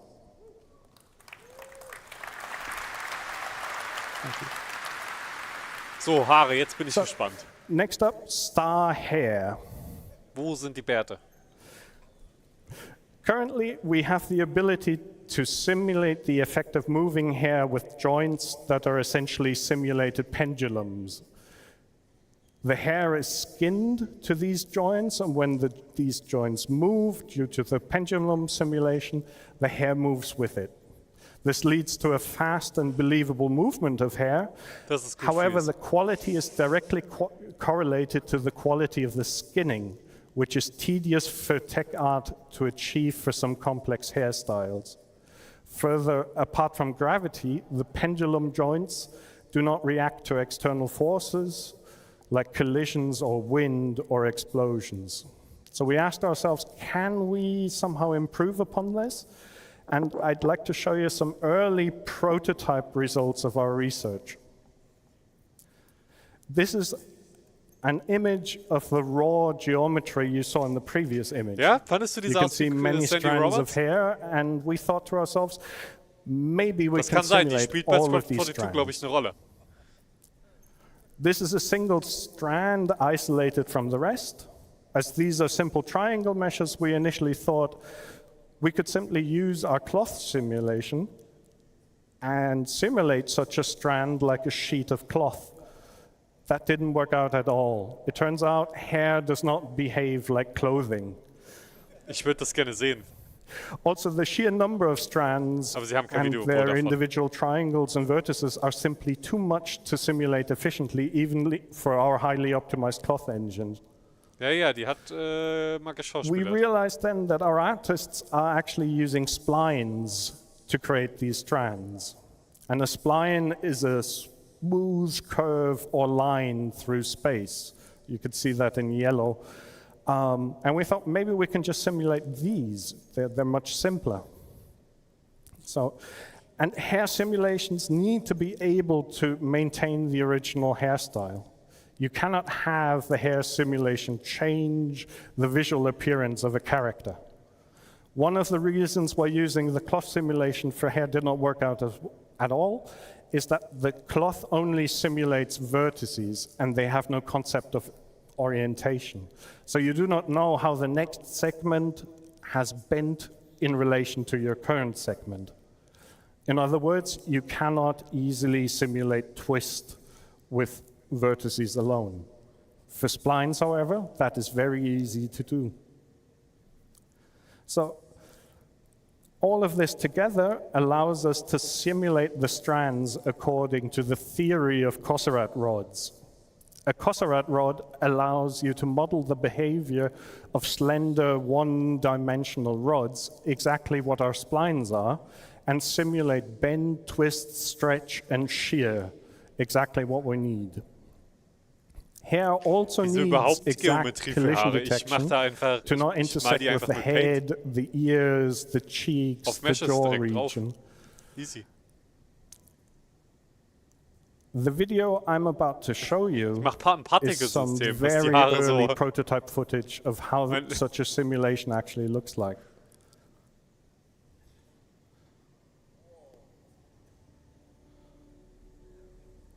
Ja, das sieht ja richtig gut aus.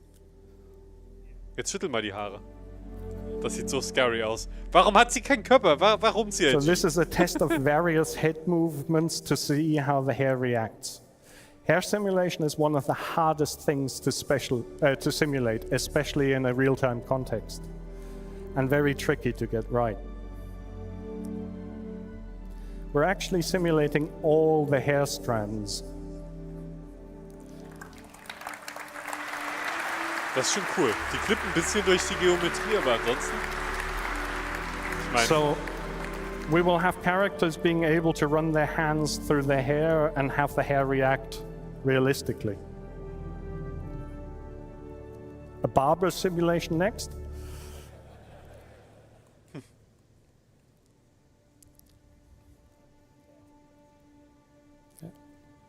Actually, Ja, stimmt, er sollte es mal being a schneller bald machen. Das würde man, mich this auch was interessieren. very touching moment for me when I made this video. Thank you. Thank you. Ich hab's leider nicht gehört, verstanden, was da gesagt wurde. Geschrien wurde.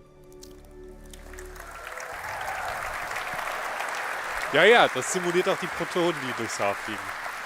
Sobald Protonensimulation im Spiel ist, natürlich. Next, I would like to introduce ist es, Maelstrom, our physically based destruction system. And Aha. I would like to Okay. do that with a video that I believe speaks for itself.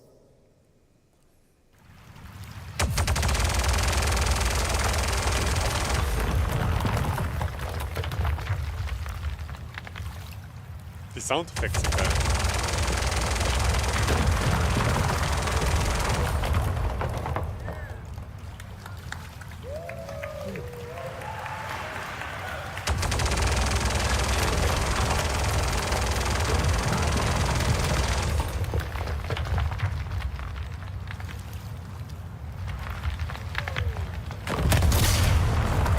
Hui! Vor allem wie auch See the water die splashes? Stücke eine gutes Gewicht zu haben scheinen. Ja, Frostbite Engine Flashback.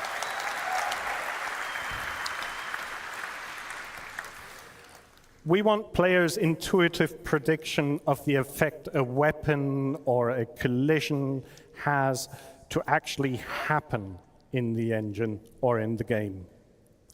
So we decided to move away from hit point pools or other abstract models to simulate damage, but rather have damage be calculated from a physical model and from the physical material properties of each entity. Natürlich, alles andere wäre zu If einfach. something breaks off due to its structural integrity decreasing below a certain threshold, Maelstrom allows it to break off in a realistic fashion. If you shoot off a wing, the missiles and weapons on that wing should still remain attached. If the broken off part still has power, electric items should still function. This means Cool. Maelstrom was Ja, bitte. needed to be designed to work with a hierarchical setup to begin with. From the hierarchical representation of the geometry we want to break off to the same hierarchy on a higher level for items like power plants, lights, weapon systems, and so on. Ich sehe schon, wie wir in 10 Jahren irgendwie ein Stück von der Maelstrom Raumstation is abbrechen können persistence und dann and das weiter networking betreiben. ready. We designed it from the ground up to work with high latency situations, to persist and replicate easily.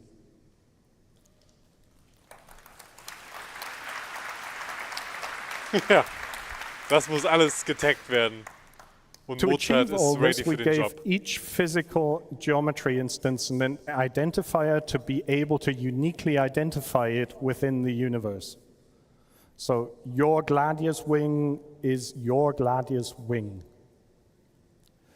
We added physical material and damage properties that can now be replicated across the network. One of them, and that's the most important one, we call integrity. And this determines how much structural or internal integrity a physical geometry has. Integrity is modified from dissipating or rather absorbing energy from kinetic impacts or energy weapons, and also in the future from absorbing energy from external factors like extreme temperature or fire, as you've seen before. We also track which physical part or geometry belongs to which visual geometry and which high-level entity. So if the structural or internal integrity collapses, we know which visual geometry is affected, and which item might be affected as well. So a power plant will cease to emit power or implode, explode. A weapon will cease to fire, and so on. To make things break apart, we create what we call breakable clusters. A breakable cluster is a set of physical geometry, the visual geometry, and the entities on top that can break off. Between breakable clusters, we create abstract cantilever beams to be able to model stress and strain. I'll go into more detail in that in a bit. Oh, ich freue mich ja so auf sowas, weil ich diese Breakable Models clusters so hasse. are Wenn das hierarchical. explodiert das Schiff They und dann sind mirror einfach the nur so random hierarchy Models. of all attached entities involved. They also embed the hierarchy of Random. all animated joints. And they also embed the hierarchy of all physical geometries. They essentially represent a ground truth of the entire hierarchy necessary to perform all our goals for Maelstrom. This image is showing a breakable cluster graph of the Gladius. Mozart. I'd like to show one more video of Maelstrom before we continue.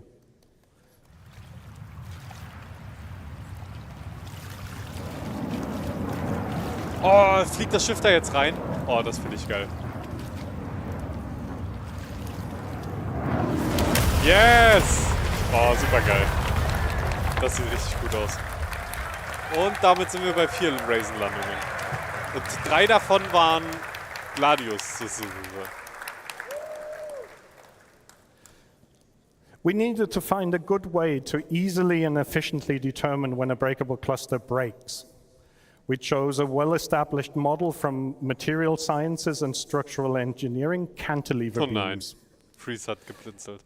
In essence, a cantilever is a structural member that has a fixed support and a free end. Forces experienced on the free end can be used to calculate the amount of stress the fixed support is enduring. The basic ideas behind that are best explained from a very simple example.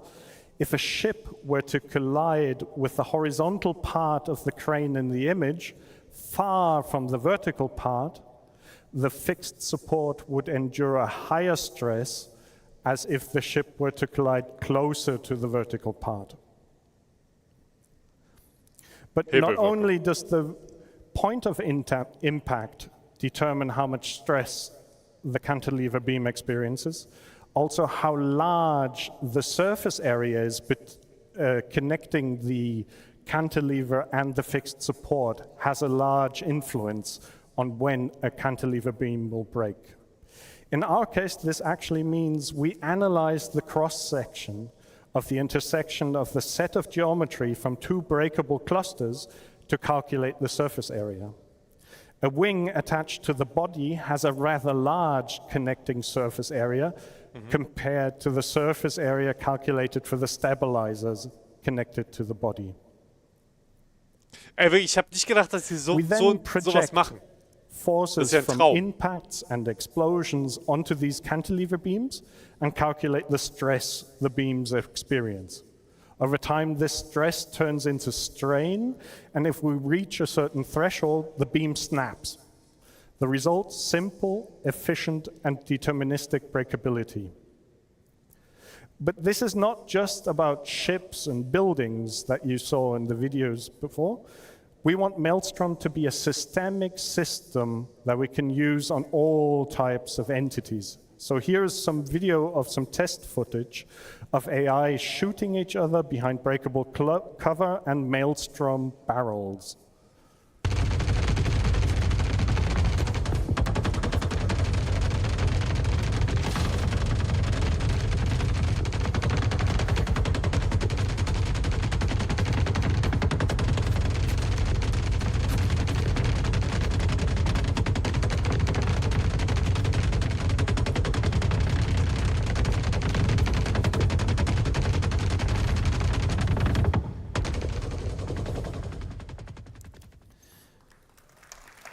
Okay. Physical material properties influence damage and breaking, and have a direct influence to how things break and fracture. To achieve this, we added various properties, density, Ey, dann geht das doch Yield bestimmt bei Strength, Fix It and Fly It auch darum Resilience, mit. Um dieses Thickness, System. Maelstrom. toughness, Young's modulus. And this is more or less what I wanted to talk about Maelstrom, but I don't want to leave without showing one more video of what carnage Maelstrom can create. Dieser arme Außenposten. Dieser arme verlassene Außenposten.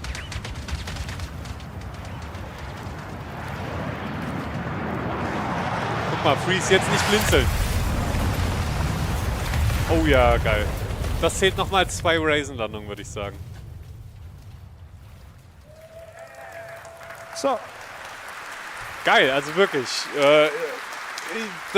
Wenn sie das schaffen, ins das Citizen reinzubringen, sodass es so funktioniert. thank you very much. And with that, I'd like to hand over to Benoit.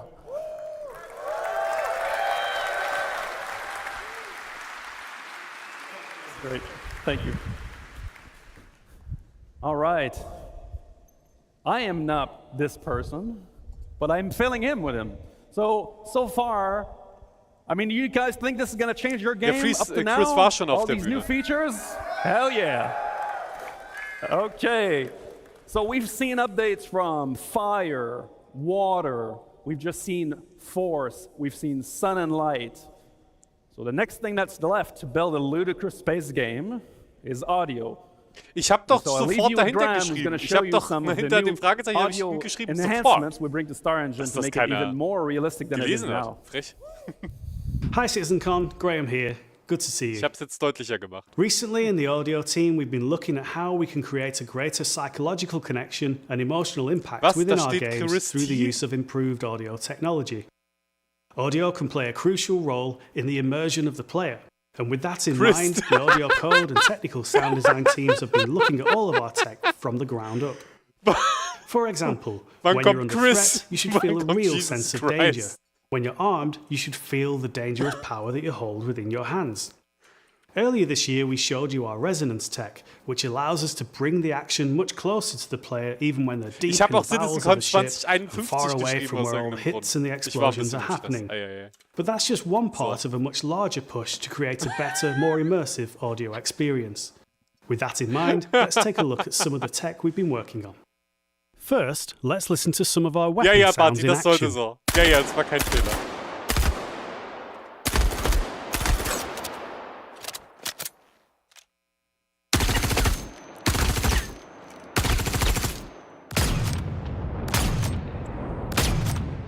They're a great simulation, but we wanted to take them further and express the sound pressure, the forces being exerted. Our new in-house audio effects, particularly the multiband compressor, tuned by our sound designers, give us this result.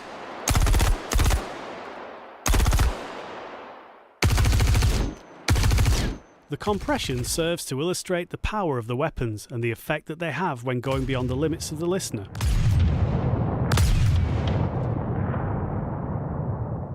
Let's show you the same audio effects applied to the ship weapons, taking us from this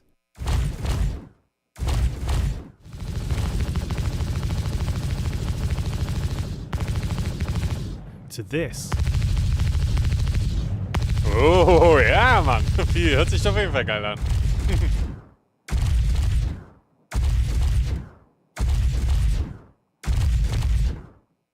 But it's not just about feeling powerful. Changes in audio can create a sense of danger, of being out on your own and under threat. Here's an example of ship combat.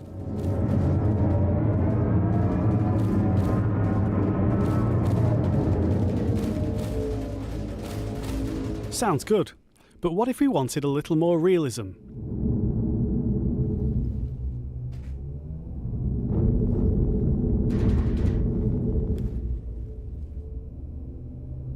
Oh, und das neue UI. Schaut auf das neue UI, Leute.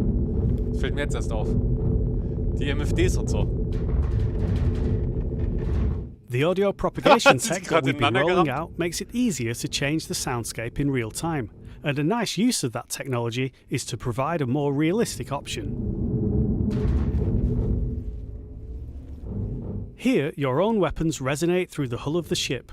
Only what's in the pressurized cockpit is heard clearly, and the threat level feels higher due to the isolating lack of enemy weapon and ship audio. So wird sich's dann anhören, auch vermutlich, wenn die soundgenerierenden Systeme im Schiff ausfallen. Making these changes creates space in the audio, both spectrally and temporally, making impacts seem bigger, more damaging, more of a problem for the player. This realistic mode isn't limited to the flight experience, it's applied appropriately to the game as a whole.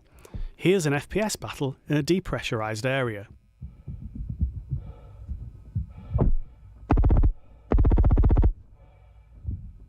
Also wirklich stimmungsvoll dadurch. With realistic mode, we get that sense of isolation again, giving the location a different colour and adding variety to the audio experience.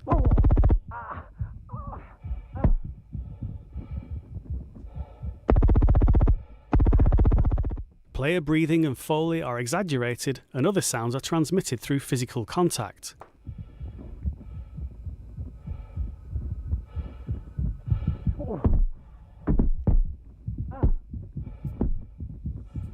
Ich glaube, er will einfach nur zeigen, dass man auch, wie sich das anhört, wenn man getroffen wird. That's all from us for now. We look forward to getting these new audio features into your hands.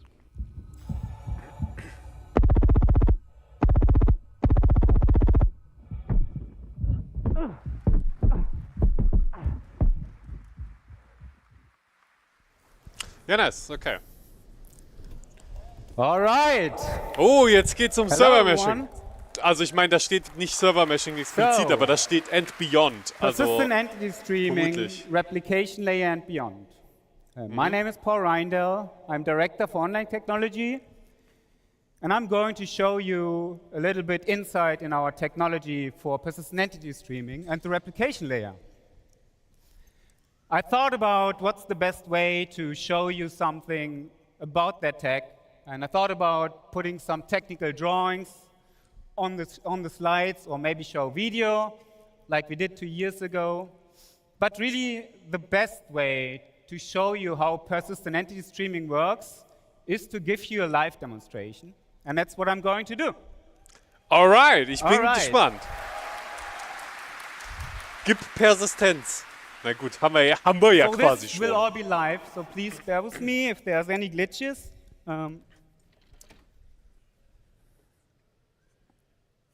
Wir haben Verständnis. So let's keep this rolling. Ich muss aufhören, I Tee think zu I'm trinken. Ich muss supposed to langsam press the pinkeln. button. No, it's already switched.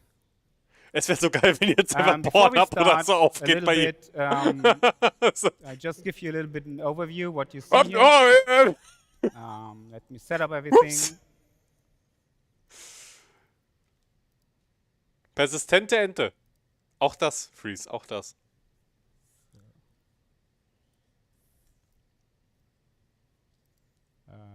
One moment, sorry. Wie So on viele this left Taste side, des you will see Fenster my willst du? client Ja. window. And on the bottom side, you will see the server renderer. So for this demonstration, and I start a second client, I'm just stopping that. Sorry about that. This is live, all right. So again, on this side, you see the client. Ich höre And he ihn auch. just logged out because I started a second client. So let's do this again. One more time. On this side, you see the server renderer, which is currently, it has nothing streamed in. I'm showing a small demonstration level. And on this side, you see the entity graph, which is our online database. That's powering what you see in persistent entity streaming, what you play since 3.18.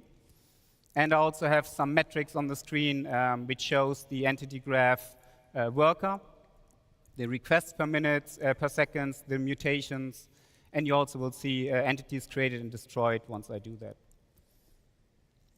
All right, so let's wait for my client to come up and join this level.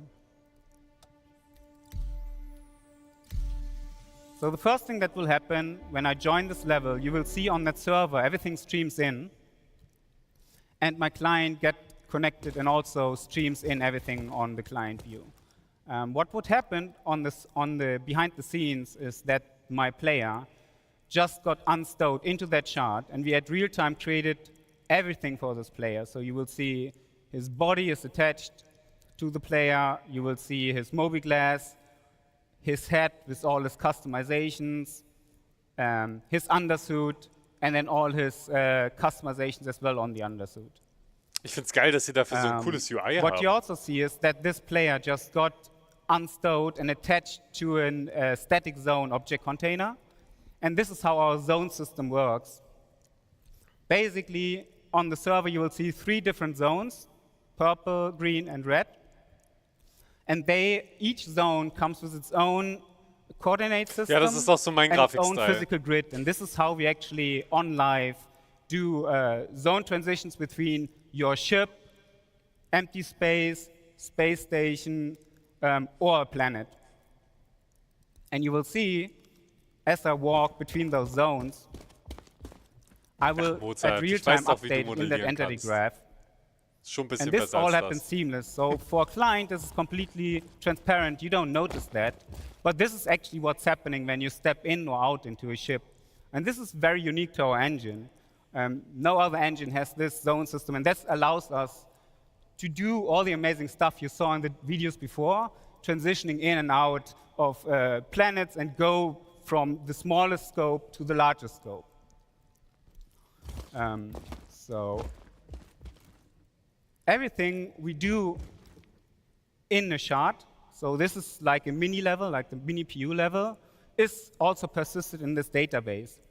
When we create new entities in our engine, in Starengine, those entities get pushed into our entity graph, into our online database at real time, and then from there replicated to our clients. So if I go ahead and spawn a couple of plushies here, you will see they spawn, they get created immediately on my entity graph and replicated on the server and on the client. So spawn a couple more here. And you see this, the pengus I spawn in the other zone get attached to the other zone. And then if I go and transition one of those, they will also transition between the different zones. And the same works for ships or more complex entities. If I spawn this buggy here, you will see this one gets created with all its attachments and everything else attached to it. And this is just my small demo level here. On live, we have up to 600,000 dynamic entities that get created for one single shard. And this is just the initial state. After 2 weeks, 3 weeks of gameplay, when you guys go in and destroy stuff, spawn stuff, play around, it goes in the millions of entities. So this in itself is pretty amazing tech. The next time I want to talk about is our streaming system. Most engines do stream on texture or geometry. We actually stream entities, and we do stream persistent entities. So when I turn on the streaming system here and I walk into this, if I walk over to the red area, you will see that the purple area will stream out together with all the entities on that server. So it does not only stream out on my client, it actually streams out on that server. And when I come back in the green zone, that purple zone streams back in with all the entities in there with their full persistent state. Das ist halt wirklich geil und ich liebe diese Debugging-Tools. So now I have a second player join. Benoit is going to join me. So Ben, if you want to join, okay, I think we see him over there. Hey Ben. Sorry. Nice. All right, I'm going to spawn a couple more penguins here. Because the next thing I want to talk about is new technology we are right now developing and we are about to put on the tech preview for you to play. And this is actually the replication layer split.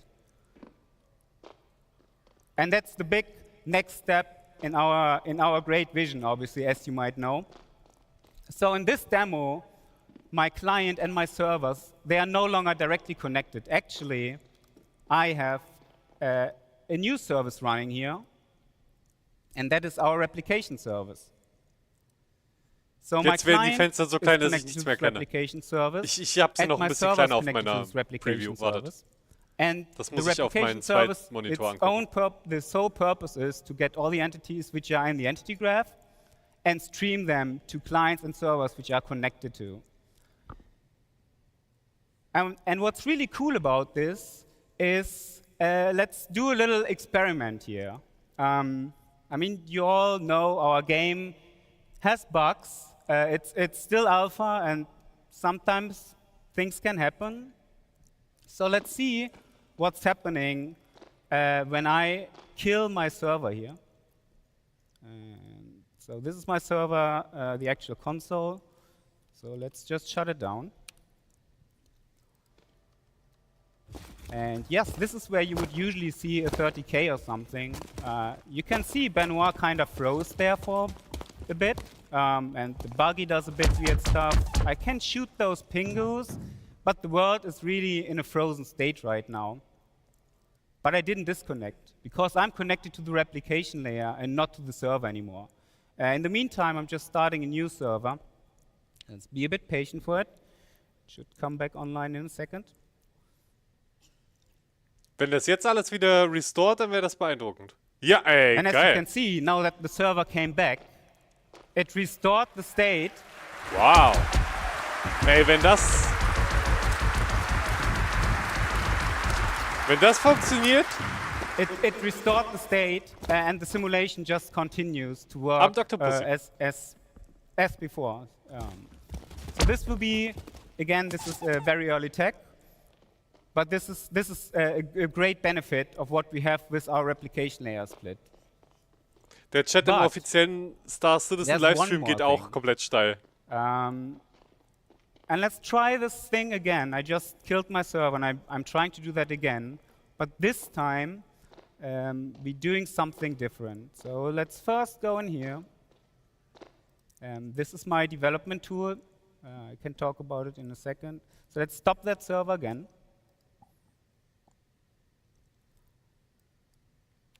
And restart.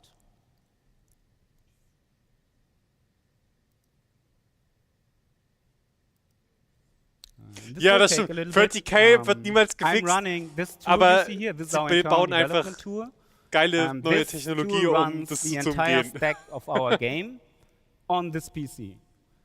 This is obviously for development only, and I can do that with my small test level, but this really helps online devs and all people who work on the incredible, complicated tech we hear to be able to develop our game. And because I run everything on this PC, it's a bit slow. So let's wait and see what's happening here.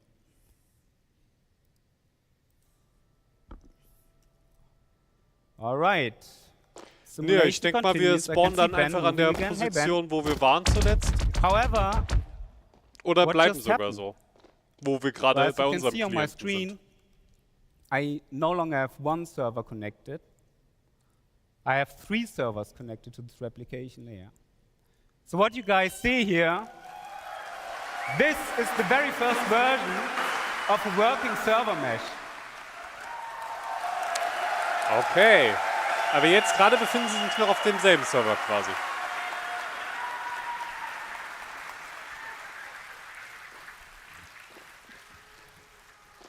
All right. Und jetzt will ich sehen, wie er ihn abschießt in einem anderen Server. How this magic works, because it is truly magic.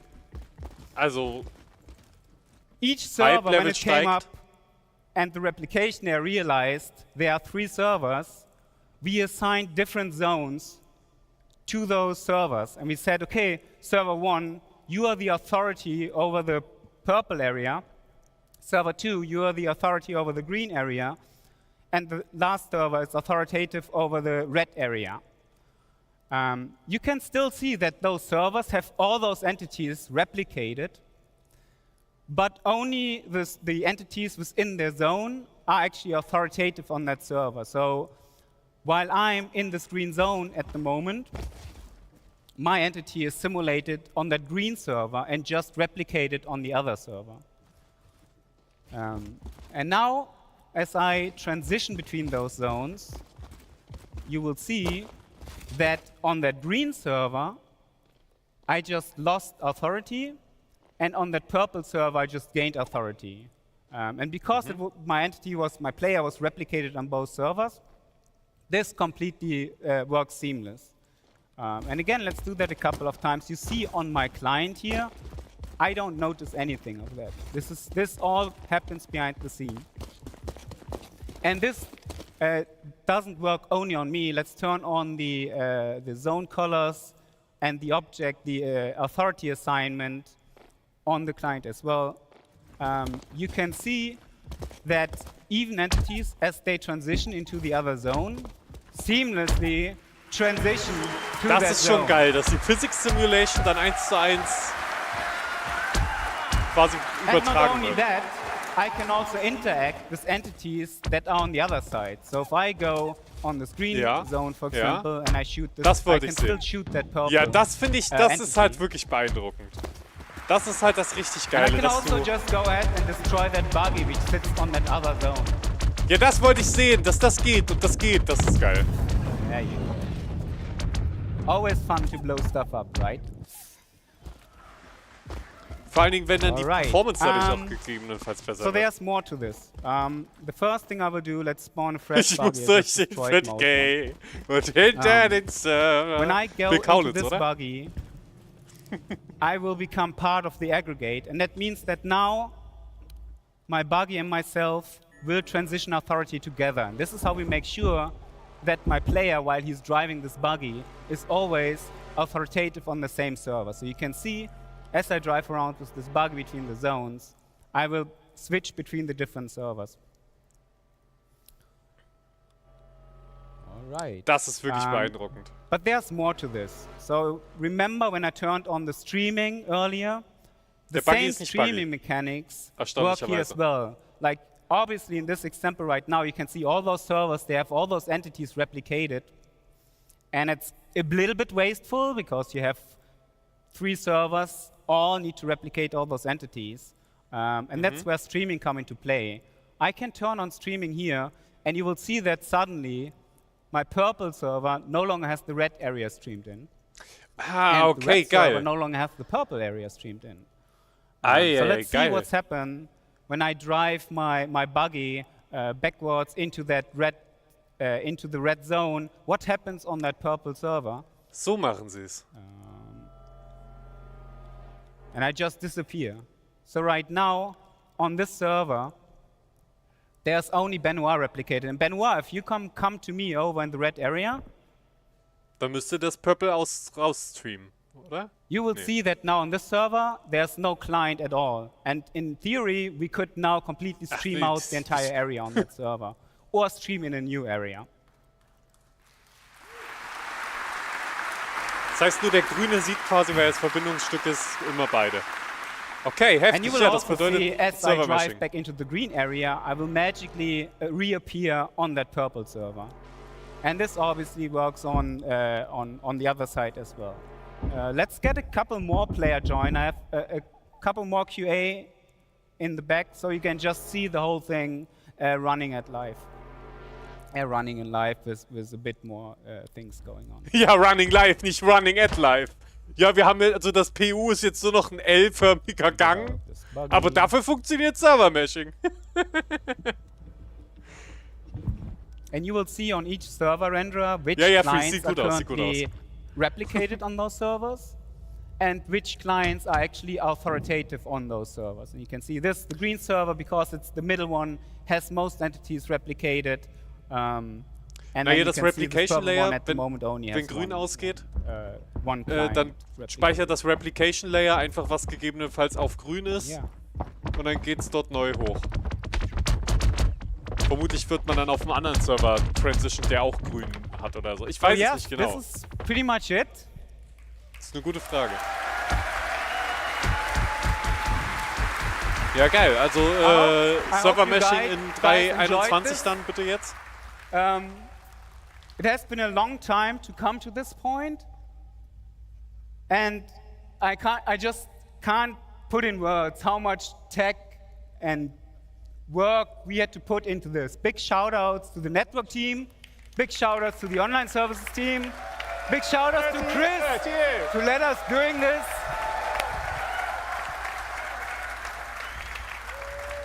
Genau.